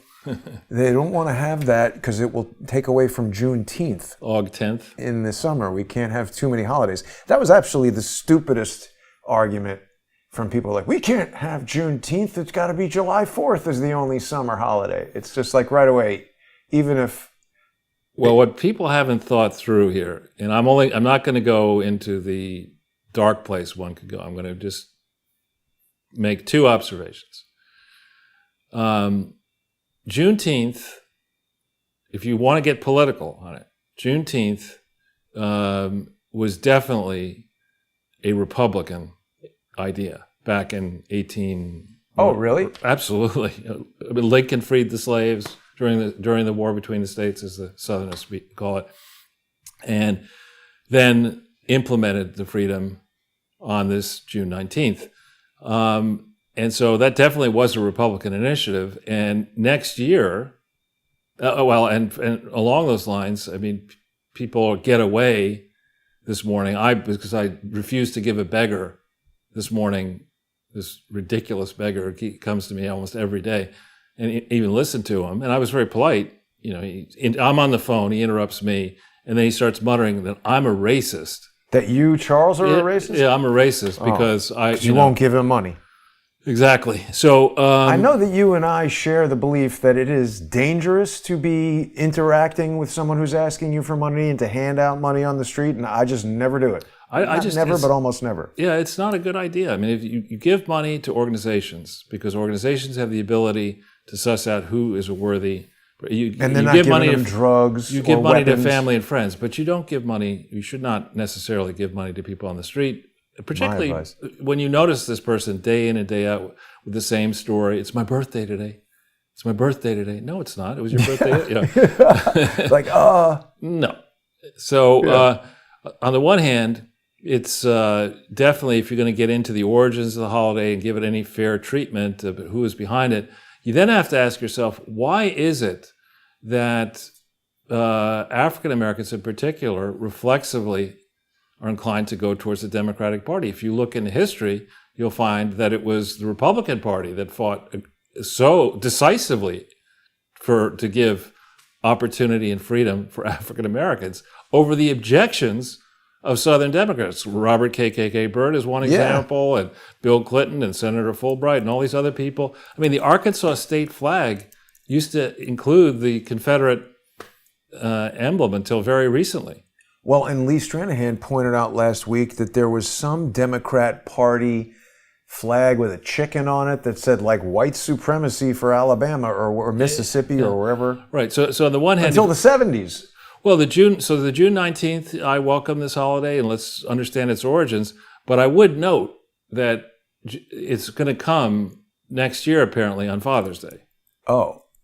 Right. And I would also note that the despicable video that was shown in the last 24 hours, that on Juneteenth in, I think, Oakland, California, there was an ambulance trying to make way. Oh, twerking. And these people were twerking on the ambulance to stop it from attending to people in an afflicted neighborhood who trying to save lives. So there's a certain amount of mayhem with this holiday. And someone got shot in Flint, Michigan. Right. And the thing is, it was a cop directing traffic, and apparently this 19-year-old woman just opened fire. And so the cops killed her. Now, luckily, I haven't heard too many calls. I mean, you just cannot start shooting at the cops and expect to not get shot. What the hell is wrong with somebody that would do that? Where do we start? How much time do we have? I saw another video, Charles, it's on Twitter, and it was getting a lot of views. And it was a black woman holding some kind of scooter, and Asian shop owners struggling with her. Hey, give that back. You're stealing this, blah, blah. And she's yelling at them. She's got a McDonald's bag and 2 huge sodas. Overweight woman. People get upset when I say this. She's dropping the McDonald's, cursing and yelling at these Asian shopkeepers. And she's got a kid with her. Maybe he's 5. I don't know. Little kid. And he's like looking shocked. And I'm thinking to myself, what is this kid learning from this? And what happens when he's 15 and he leaves with his mother and she says, those people, blah, blah. And now he's getting an education that you should fight with people and challenge people even when you're in the wrong. Does that increase the likelihood that this kid will get shot? Is he going to act like that with the police? There's all this conversation about how the police need to change, which frankly I agree with, but it is almost in no situation is it ever a one-way street. Well, and to go back to Melinda Gates and Bill Gates, I mean, Melinda and Bill Gates, their money, their support, there was a conference in Rwanda we started to talk about, their financial support, their media prominence, thinking that Bill Gates could be in charge of the world's health problems, all this kind of stuff. This was a great idea. Making them or solving them? Both of them, I guess. It's like But talking about the issues you raised there of a 5-year-old kid. I was walking here now to this program, to your HQ here, and I saw all these little kids with masks on, and I thought about, this is a very important, call it now almost a year and a half, going on a year and a half period. And if you're a 5-year-old kid, basically most of the life or remember, you've been wearing a mask. What kind of psychological impact does that have? Then the study recently that some, I think, real scientists did, not Dr. Fauci or that idiot Peter Daszak. He is science. You can't challenge the great Dr. Fauci. That's right. Follow the science. I am science, damn it. Yeah, exactly. But some actual medical doctors and scientists got together and studied these masks, a random selection of masks of what's on them. And, it's not like when you put on a mask on your face, nothing happens. Right. I mean, the junk collects in the mask, and depending on how you store it and how long should you wear one mask? Should you reuse a mask? Yes or no? Chances are many of them are, in fact, reused. And that's very dangerous. And then meanwhile, you've got kids. It's not like I was perhaps one of those rare kids I liked to read I learned how to read at a very young age. So I loved the idea of school, new books, new friends. That was very unusual. Right. Most kids are not like that. Now you've got an excuse with this COVID thing and the lockdown. The kids are going to be fearful of going back to school. Oh, yeah. And fearful of interacting. Well, and not just with the masks, Charles. They're getting forced. Michael Caine has told us about kids getting the nasal swab from people wearing, hazmat suits, and they're crying and they're wetting themselves. I mean, that is terrible. And then you get done with that, you get through the reentry procedure at the school, and then if you're white, you get to learn about how your parents are racist and you're probably a racist and you've got to atone for your sins, and you're like, listen, all I want is some freaking orange cheese, not the Swiss cheese crap. If you give me a normal cheese sandwich, can I go throw a stickball around? I mean, I don't know if people are aware of your particular, proclivities with regard to grilled cheese sandwiches? Well, I'll be quick on it. I mean, we used to actually. I moved at age 3 and change to Greenwich Village when I was 3. And that's one of the reasons I like sitting in the park there. I sit near the first place I played as a kid, and it's sort of fun to sit there and watch the other families and reminisce. And, you go through this, and my mother and father took very good care of us, and my mother liked to cook when we were young, and so we would get high quality grilled cheese sandwiches. I mean, who doesn't, as a kid, love a grilled cheese sandwich? Yeah. So to me, a grilled cheese sandwich was actually white bread.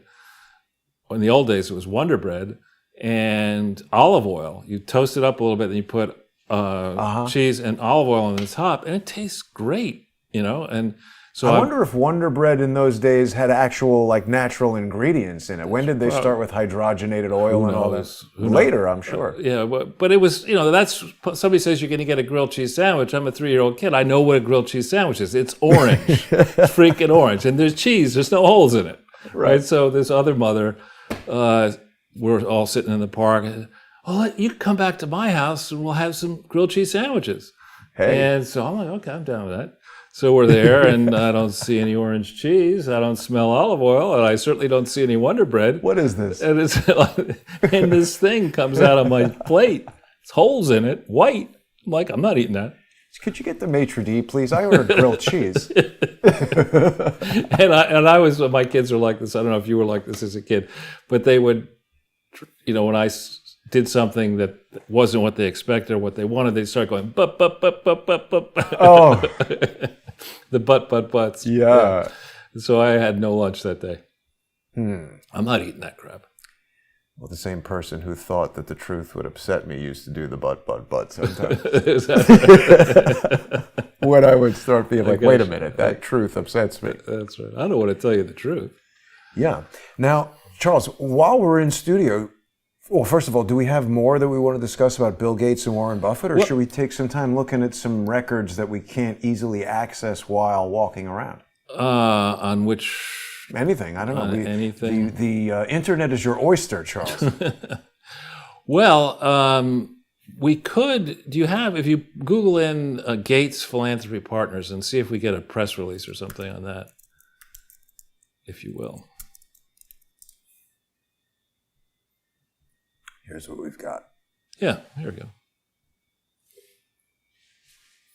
So this is a very dangerous thing if you're marketing. It's one thing to go ahead and say, I'm Bill Gates, I'm rich as Croesus, I'm Warren Buffett, I'm also creased and rich, and we're going to give our own money to a foundation that we control.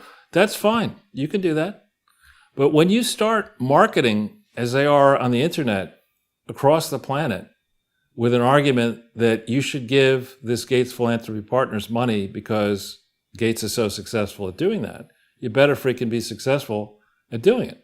So to pick on something, if we go, let's see if this will work. If we go into Gates Foundation financials for 2006, let's see if this will... Just Google that, you mean? Or Yeah. is it on here somewhere? Gates Foundation? Yeah, financials. Financial report or whatever, yeah. 2006? No, you get to a landing page.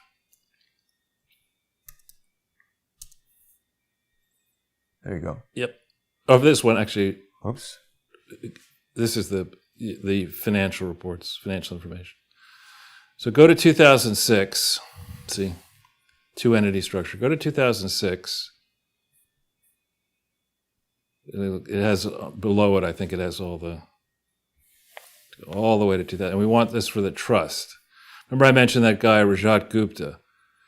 In 2006, I think it's the bill. Yeah. Keep going. That's 7. 6. If we go into the foundation trust, I think this is where you want the PF return. This. Yep. And I think here we see, if we go down the page, $1.9 billion of revenue, Wow. Not too shabby. 4.2 billion total. Holy crap. Grants, contribution gifts, grants paid 2.9 billion. Okay? Wow, they need more space to fill in Yeah, and if we go scroll for a while, you'll get to the grants by entity. And it's going to take you a while because there are quite a few of them. And you're going to get to the Public Health Corporation of India. See, these are the big donors here. We see Warren Buffett. Yeah, he gave. But it says I wonder if I know this. There was a Barry Hames. You think you got the list of donors. Buffett 1.6. Here's Bill Gates himself. 53, 17, 316, and we go down the page. Bill Gates the third. That's him. Who was the first? I don't know, but the father. Then you have Barry Hames, 5,000. Well, how did he even make it in the He door? made it. He made it. He's in this. I like others who gave to the Gates Foundation. Was pleased to give him 5,000. But here you see what they gave away. Securities. 500,000 Class B shares of Berkshire Hathaway Inc. valued at 1.6. Now the cost, Warren Buffett's cost, $2. yeah, nothing probably. And he gets the write-off for this 1.6 billion. Right. Depending on he gets to write off a portion of that against his personal income taxes. You keep on going quite a way because the name of this entity that they gave money to that we're looking for. Well, let's look at that exhibit there. It says, or the index. It's right up here. What does it say? Grants. You want attachment D is what you want. And you're looking for the Public Health Corporation of India. Well, here, if we download it, we could search it. Okay. It's downloaded.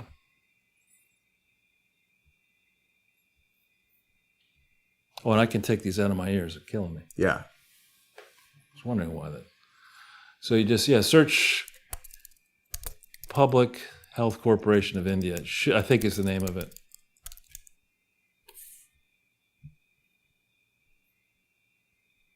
And India, though.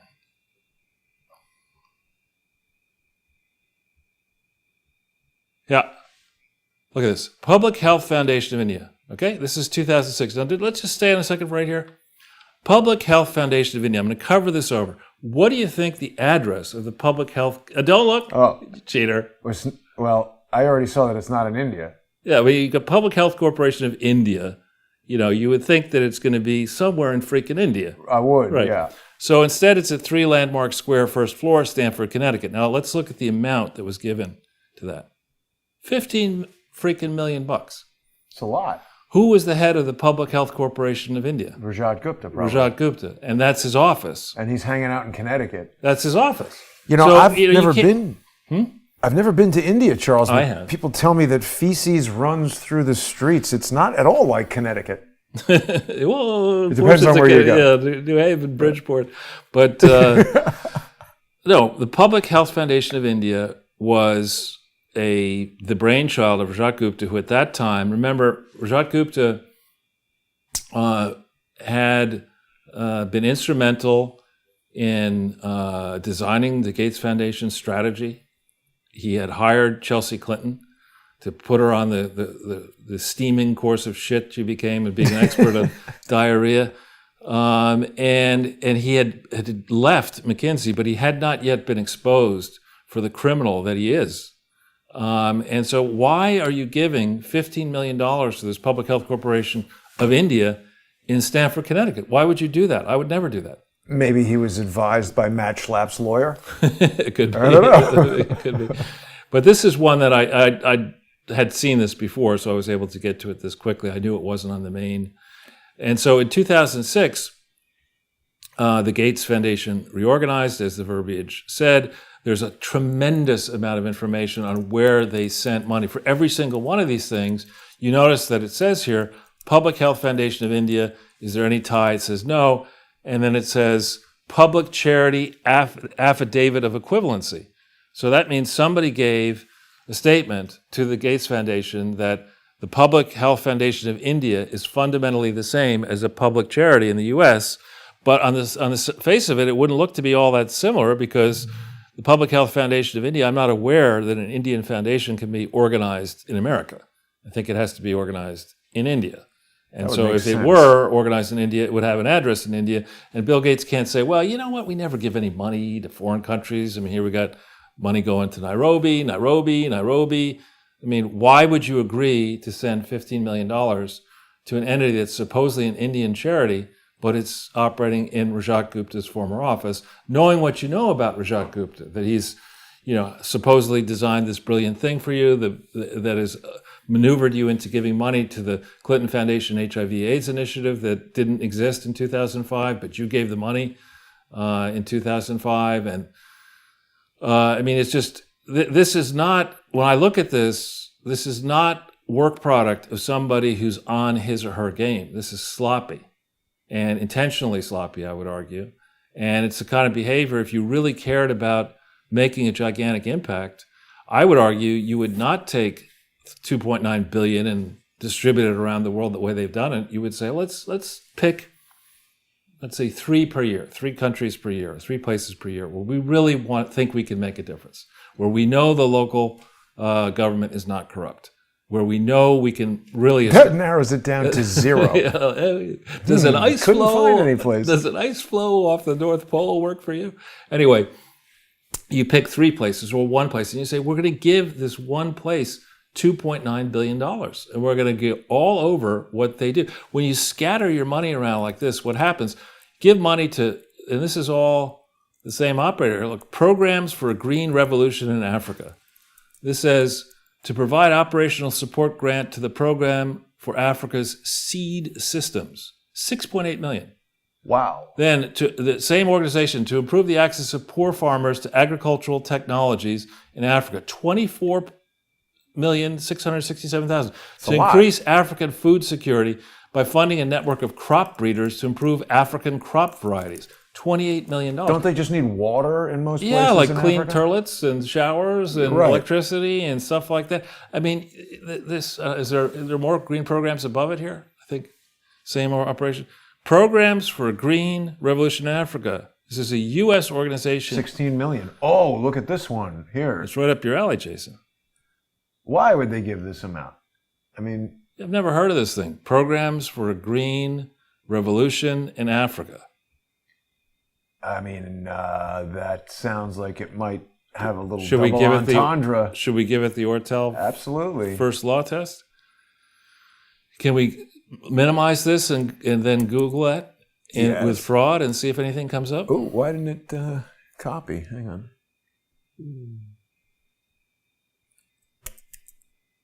I'll tell you, Charles, after it won't copy that for some reason. Well, we could. Programs for a green revolution in Africa.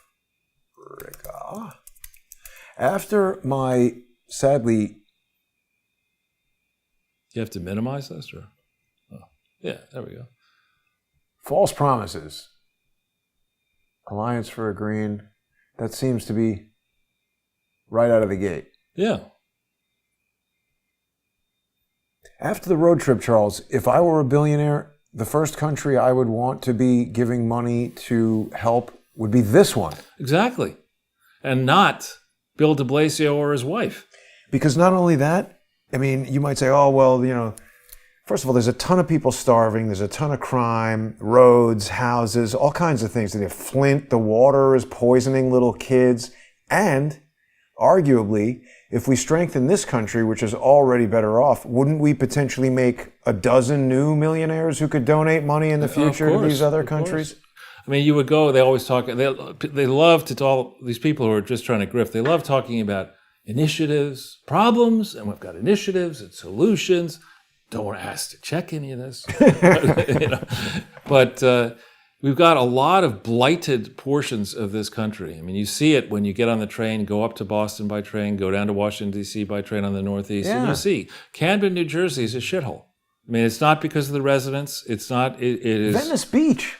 Venice Beach is a shithole. Manhattan is a shithole. I mean, the Washington Square Park is a shithole. And it's some of the most expensive real estate in Manhattan is around Washington Square Park in that area. So you would think that if you had if Bill Gates were serious and people like him were serious about doing this correctly, you'd say, all right, we need to find a portion of this country where we can reliably establish that the government is not going to go communist batshit crazy. Because we're not going to give, that'll rule out a lot. It's going to make my job easy, right? And you're going to end up, I think, giving money in Texas. I was going to say, it's like a small corner of Texas and Florida. Exactly. Rest of it, Wyoming. forget it. Portions. But, there will be places where you could say, look, particularly in the Northeast where we have so many cities and towns and villages that were thriving in the 1800s and maybe the 1700s, that are just today transit points for fentanyl and meth, and other places, right, and drug problems. And you've got these antique buildings, in some cases, these beautiful town squares. The GE-led businesses have all fled in search of cheap labor and other grift. And you just say, look, the companies that will bring their operations out of China and export from the Northeast, you're going to need money, not just government money, you're going to need grant money. And we will do that, but it's got to be tied to we got to be able to check and make sure that you are actually employing people inside this country, paying them fairly. I mean, you look at Bezos, I think there should be a bet as to whether Bezos will return from his visit. No, there's a petition that people don't want him to return from space. But there's got to be predicted or one of those. I have a feeling anytime you get into a spaceship, it's at least 50% that you're not coming back. It might not even... You blow up right there. That's right. All the different, the different hostile nations in the world. We say, "Oh, thanks, Jeff. Yeah, good luck on your space. This thing we're testing in China. Maybe you'll test it 10 minutes after you go airborne on you." Do you remember when they decommissioned the space shuttle, Charles? What they said the reason for that was? I don't. Well, they said it was too dangerous, and I'm thinking, you don't need to be a scientist to know that. It's amazing it didn't blow up every single time they turned it on. I was watching that time it did blow up. Yeah, but twice it blew up. Sally Ride is the one time I watched.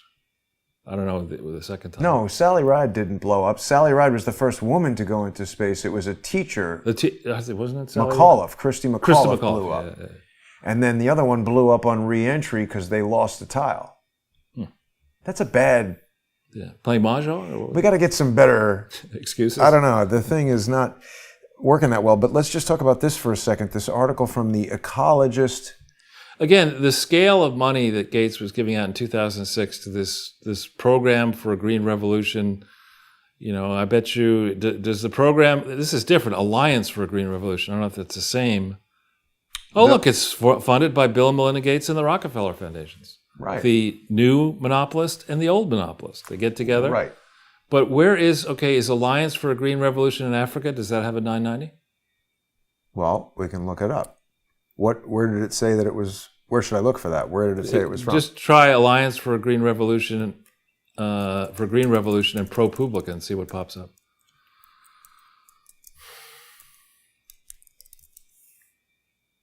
There you go. Okay, it's been around since July of 2007. So why were we giving it money in 2006? Oh. But let's pull up. Look at that. Yeah, now let's pull up. Man, that could be wrong. I tell you, Charles. I mean, 2 seconds. But let's go down to the bottom and see what they filed in 2006. They do have a 2006. Or let's see how much revenue they declared. How could it? Yeah, not too much revenue. Blank. And zero. Didn't the Gates thing, and this was received in 2009, by the way. Didn't the Gates thing say that they gave the money? It said grants paid. We weren't looking at grants that might be paid. Right. It was grants paid over $100 million. Is it the same operation? Let's see the address. Yeah, Eden Square, Block 1. Okay. So it did nothing. Let's see 2007. This says it operated for a full year, too. Let's see. And it's in Kenya. I've been there. Nice P.O. place. Box 6677. Divided by 2. Let's see 2007, what the 990 looks like. Do they have any revenue? Less than Bill and Melinda Gates had granted. This is also filed in 2009, like late, like a lot. Was the other one also May 12th? I didn't notice. But this says they get $77 million in revenue. That's a lot. Let's see what they spent it on. What do you want to guess they spent it on, Jason? Well, I think $77 million. It's less than what you get a lot more for your money in Nairobi than you do in New York.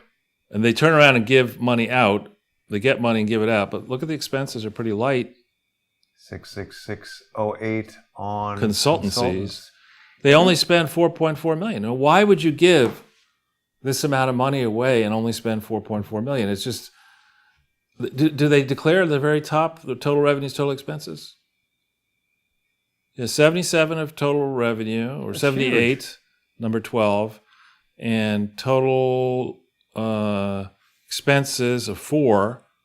Wow. And 74. So, when somebody comes to me... Hoarding the cash. When the gentleman who'll probably come to me tomorrow morning and says, today it was not like, please, sir, can I have some money? It's, what do you got for me today? Like, nothing.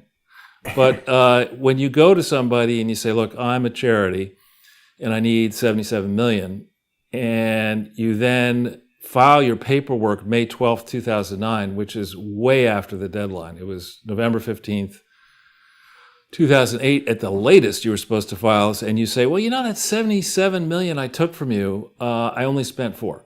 Well, why did you ask for 77? I mean, that's the kind of shit you do in government. You ask for 77 when you only need to spend 4. Right. But in the real world, if it's run properly, you'd say, I'm going to spend $4 million this year and I'll spend 70. Let's see what they spend next year. Do they spend anywhere? Well, correct me if I'm wrong though, Charles, because even having an organization that can accommodate and doing the work that you need to do to raise $77 million is a much different deal than $4 million. Right. Well, let's see who the management team of this. I shudder to think what names are going to be involved. Here we go.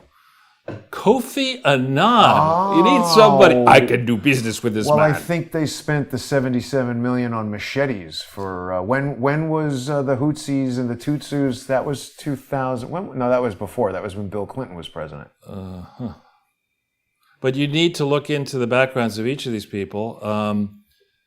Not much in the way of compensation, but what the hell is Kofi Annan? And why is his address in Geneva, Switzerland? I mean, maybe no extradition. And who is Monty Jones? That's Monty Python was not available. Sylvia Matthews is a name I vaguely remember. Oh, she's running the Bill and Melinda Gates Foundation. And this Remfeli Circle Capital Ventures. You'd want to look into each of these people.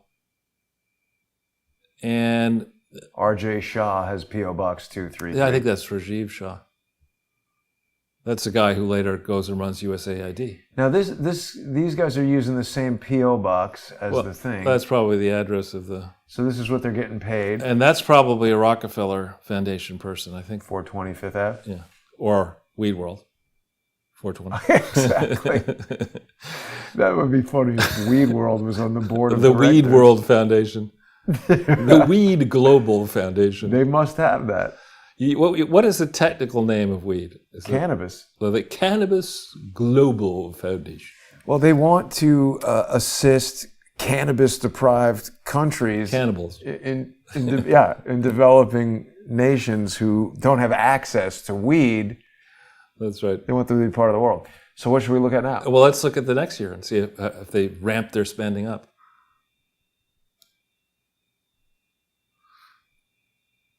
I'm sure they did, right? Why wouldn't you? Doing so well with Spending that went down. $77 million. Let's see. All right. So here, let's see. Total revenue is 54 in the current year, and now the grants it's signed by Kofi Annan. No. No, it's somebody Akoto. But here you see, though, here they're giving grants out of $45 million. Let's see who they gave the grants to.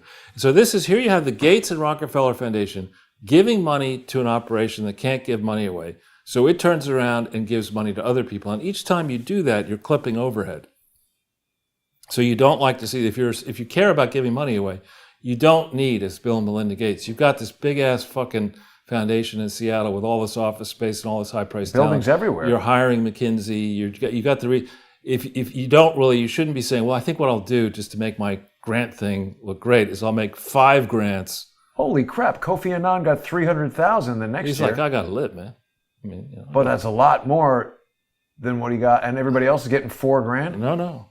Oh, they jack everybody else up too. Wow. But let's look at the list. It's either Section I or let's just see. Wait. What's this? Contractors. So here you got PR, Bethesda, BlackRock Financial Services. But let's see if they have a list who they gave the money to. 533 is the BlackRock PO box. Where is that? It's going to be. You just keep scrolling on. I'll see it in a second. Let's schedule A there. So it's a public charity in theory. They're going to have a list of grants. It's either scheduled. Depends. Scheduled I think. A lot of grants in Kenya. Here they go. Oh, these are the wires. And then you're going to have an actual list of the organizations that's going to come.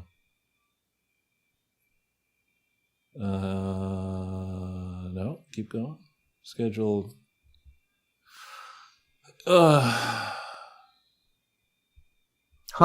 This is redacted. Yeah, it's fine, but you're going to get to the ones. Is that it? No. Here we go. Schedule I. That's it. Market Can Matters you turn it? Inc. Can you turn it sideways? I can do that if I download it. Well, that's okay. The point here is. There you go. Can you make it a little bigger? Yeah. Cornell University, you're giving them $400,000. You're giving Market Matters. Why does an African thing want to give Cornell University money? Because perhaps Cornell is involved. So the question here, though, is we don't have any visibility into where this money actually went, but you do see Kofi Annan is getting and these other people are getting a lot of money. $300K. You know. And Schedule O.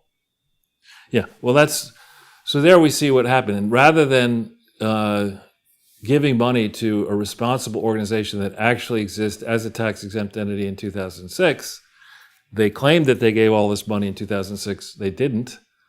The organization only deployed a small fraction of what it received in 2007 and then turned around and gave, it looks, a lot of the money to Kofi Annan. To Kofi Annan, his people, right? And so, I mean, this is something, you did not tell me we were going to do this. It was on the fly, so why don't we try this? And I didn't tell you what I might start with. And this is just one example. But if you had a team of, and I'm not a forensic accountant, if you had a team of real forensic accountants, like people who litigated, whose work had been used in litigation in tough court cases, criminal and civil, that had actually been pivotal to the outcome, successful outcome of the case. You had those kind of people look to the Gates Foundation. You know, we could... A lot more articles about prison suicides would be coming out.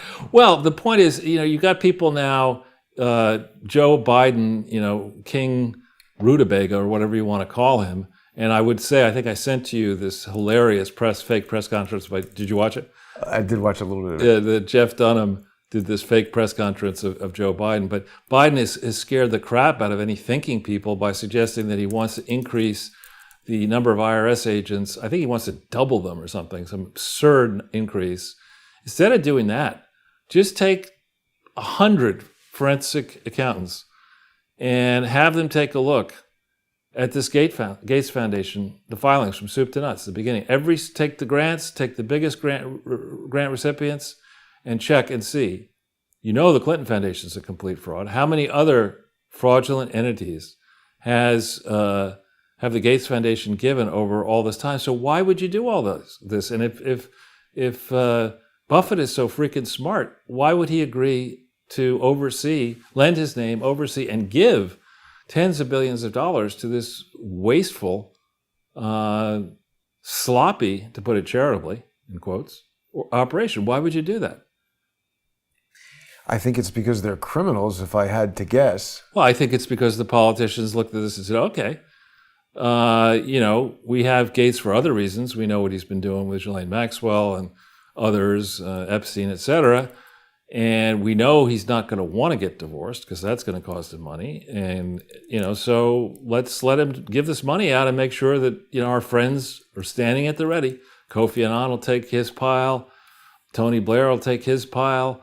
The other crooked politicians who are globalists and nationalists will take their piles. And we'll all be able to get together with our 13 Blackberries at our different cocktail parties and event dinners and say, aren't we wonderful? We're philanthropists. Charles, I found it. I've been looking for this the whole show. What's that? Ironically, Bing delivers. What's this? This is an image of Warren Buffett. Oh, and Patrick Byrne? No, Seth Rich. What? Yes. Is it real? Yes. It's not Photoshop? No, it's real. Why are they together?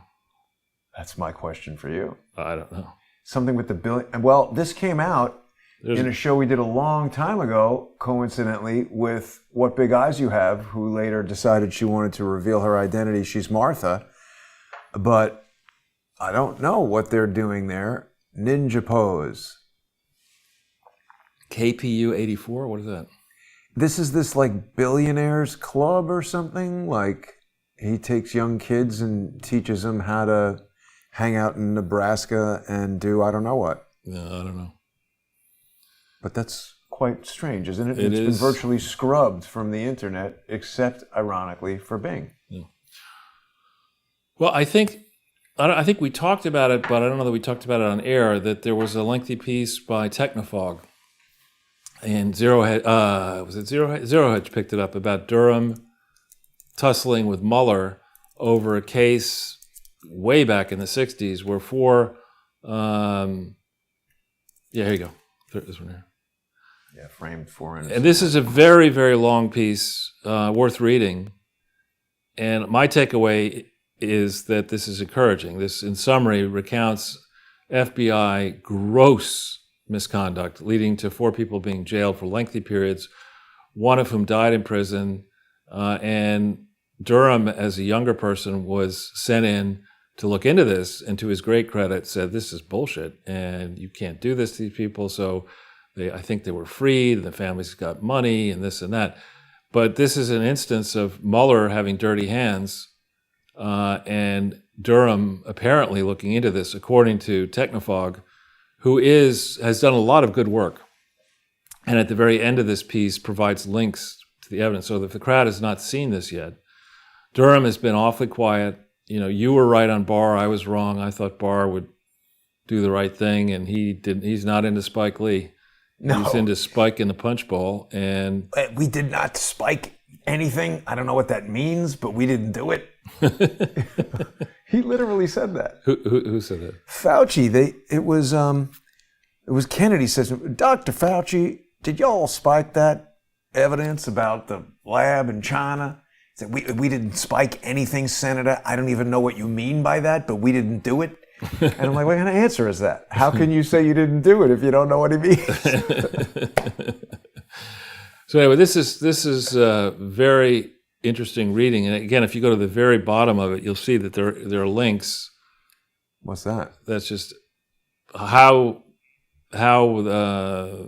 Technofog got some of this evidence. I have no idea. I don't know. It's genuine. Well, maybe FOIAs and I just don't know how. But you'll see at the very bottom. There's a judge's decision that provides a window into all this. At the very end. lawsuit and there you go. Right. Her memorandum and order and civil action, and here's these different reports, and so people could go and look at this themselves and decide, is this meaningful, is this not meaningful? They can have a view as to whether they're more encouraged about Durham or less encouraged about Durham. But we certainly have been waiting a long time for folks to get serious about the Clinton Foundation, other frauds, the Gates Foundation, and really administering the system of justice and collecting taxes fairly. It's not like we're sitting around here saying, we're completely out of money and we don't do anything and poor people are starving in the streets and we can't pay our military and we can't give. We're just burning money. There's a total amount of money that the government spent, last time I checked, is approaching $8 trillion a year.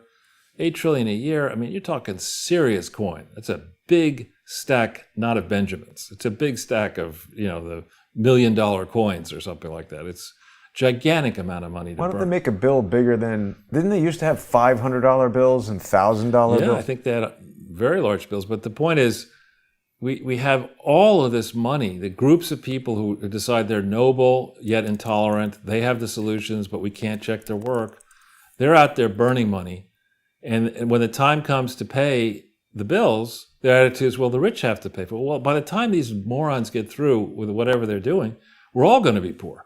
Well, Charles, I think I actually have just happened upon a solution to the entire country's monetary problems. if we just get more of these $1,000 bills, they're actually worth almost $5,000. Well, this is what Rush Limbaugh was fond of saying. When people would talk about we're going to have guaranteed basic income and all this. Rush's solution is very simple: just give everybody $1 million. Then everybody's a millionaire, and nobody can complain about anything. But I know, big but. But. It's Grover Cleveland on the 1,000. I wonder why they stopped making these. And also, if you had it, is this, first of all, you're not going to want to pay $5,000 to then spend $1,000. I would say, well, I don't know that that's marketable today, but I mean, would anyone even take it? Is it valid? I doubt it. I mean, that beggar would take it. It says the United States of America. I was one time in a place where somebody tried to pay with a Susan B. Anthony coin, and the cashier was like, "We don't take Canadian money." Yeah. I was like, "Oh my God." That's like me when I was going from India to Boise, Idaho, and I'm in transit at in Heathrow, and I go to check in for my flight to Seattle, and then to Boise, and she looks at me, and this Indian or Pakistani employee of British Airways looks at me and says, "Well, where's your visa for Canada?" And I said, "Why would I need a visa for Canada?" "Well, because you're going to Boise." I said, "Well, Boise is not in Canada." "Yes, it is. I'm telling you. Yes, it is." I said, "No, it's not." You better make sure that plane, that the pilot knows where it is. But I mean, it was like a 5-minute argument. I need to speak to my supervisor. You don't have a visa. I said, "I don't need a visa." That's unbelievable. Yeah. Probably your first day on the job. The other thing you could get is a $100 trillion Zimbabwe bank. I think I have one of those. I have one of those, one or more of the absurd Zimbabwean bills. Anyway, Jason, I think the art department has done a superb job. I hope that Bill had a miserable Father's Day. And I hope he'll have a miserable Father's Day next year and for the rest of his long life. I hope as well, I mean, there are all these stories. It's interesting, in the National Enquirer, I'm not bragging or anything, but I've had exposure to and interactions with many, many news organizations, including the National Enquirer, who has done several stories about the Clinton Foundation that were spot on. And what I've learned over my long life is that though there's a lot of fluff in the National Enquirer, when they sic their top teams on topics, they very frequently do get stories early. And so there's a slew of stories that Ghislaine Maxwell has already sold. Whoever is in this Epstein conspiracy already sold them out. And stuff is going to happen on that. Clearly, we don't need the Enquirer to know that this Gates and Buffett development is significant. The divorce is significant. On the American Conservative Union and the Foundation, we have not yet seen the filings for March 2020, which were due out a long time ago. Not so good at returning phone calls. They got a lot of stuff to do, Charles. Exactly. So a lot of stuff to cover. Maybe we'll do a walk around on Sunday. And for now, Kirk Douglas left $80 million to charity. Hopefully not to the Clinton Foundation. Right. What's this movie here? Spartacus. Yeah. Weird stories that they are choosing here. Oh. I don't know. This guy's hanging out with a bear. Yeah. It's a bear market, Charles, for Bitcoin, I think. Yeah. It's. I can't bear the bear market. Anyway, with that, Charles, we're going to bid everybody adieu. I do want to remind people, I don't know if I got to mention that, we've been broadcasting now on Rumble. I believe there are just, 1.1 thousand subscribers to Crowdsource the Truth on Rumble. So thanks to everybody who's been subscribing to the Rumble channel. You can go on there and just search for CS the Truth, or you can go to rumble.com/user/CS the Truth. And we are getting our live streams. It takes Rumble a few minutes to, archive the video after it's done. So if you run into any problems with that, just hang out and it'll be there pretty soon. And you can also watch now on the Sunday with Charles YouTube channel. We're going to have live simulcasts of each of the broadcasts, and you can also catch up with a lot of the older episodes. I don't have all of them up there yet, but I did go back to the very beginning, Charles, so people who maybe found us more recently can bone up, as it were, on some of their Clinton Foundation, stuff you're going to want to know about that. And also you can dig into the Peter Smith death, a mystery that remains unsolved. I actually just tweeted at Shane Harris this morning. He put up some kind of stupid crap. And I just said, when is Shane Harris going to address the fact that he lied and covered up facts and refuses to discuss evidence? I mean, you would think that a legitimate journalist, if evidence came out that showed that what he had said was incorrect, would be interested in knowing that and not interested in hanging up the phone on me. But there are so many people who are interested in hanging up the phone on me. It's kind of interesting. I also want to remind people they can support Crowdsource the Truth by going to subscribestar.com/crowdsourcethetruth or patreon.com/crowdsourcethetruth. There's going to be some great changes coming very, very soon. We're like days away with the Crowdsource the Truth video server that wouldn't exist if it wasn't for the great and generous sponsors that make Crowdsource the Truth possible. I also wouldn't have Rumble if it weren't for the sponsors. So if you're watching the show and you enjoy it, please become a sponsor. I'm going to have Lee Stranahan later tonight. High Dive with Lee Stranahan has now moved to Wednesday nights. So sponsors will be able to enjoy that. And Lee is trying to call me. So we're going to break right now. And thanks for watching.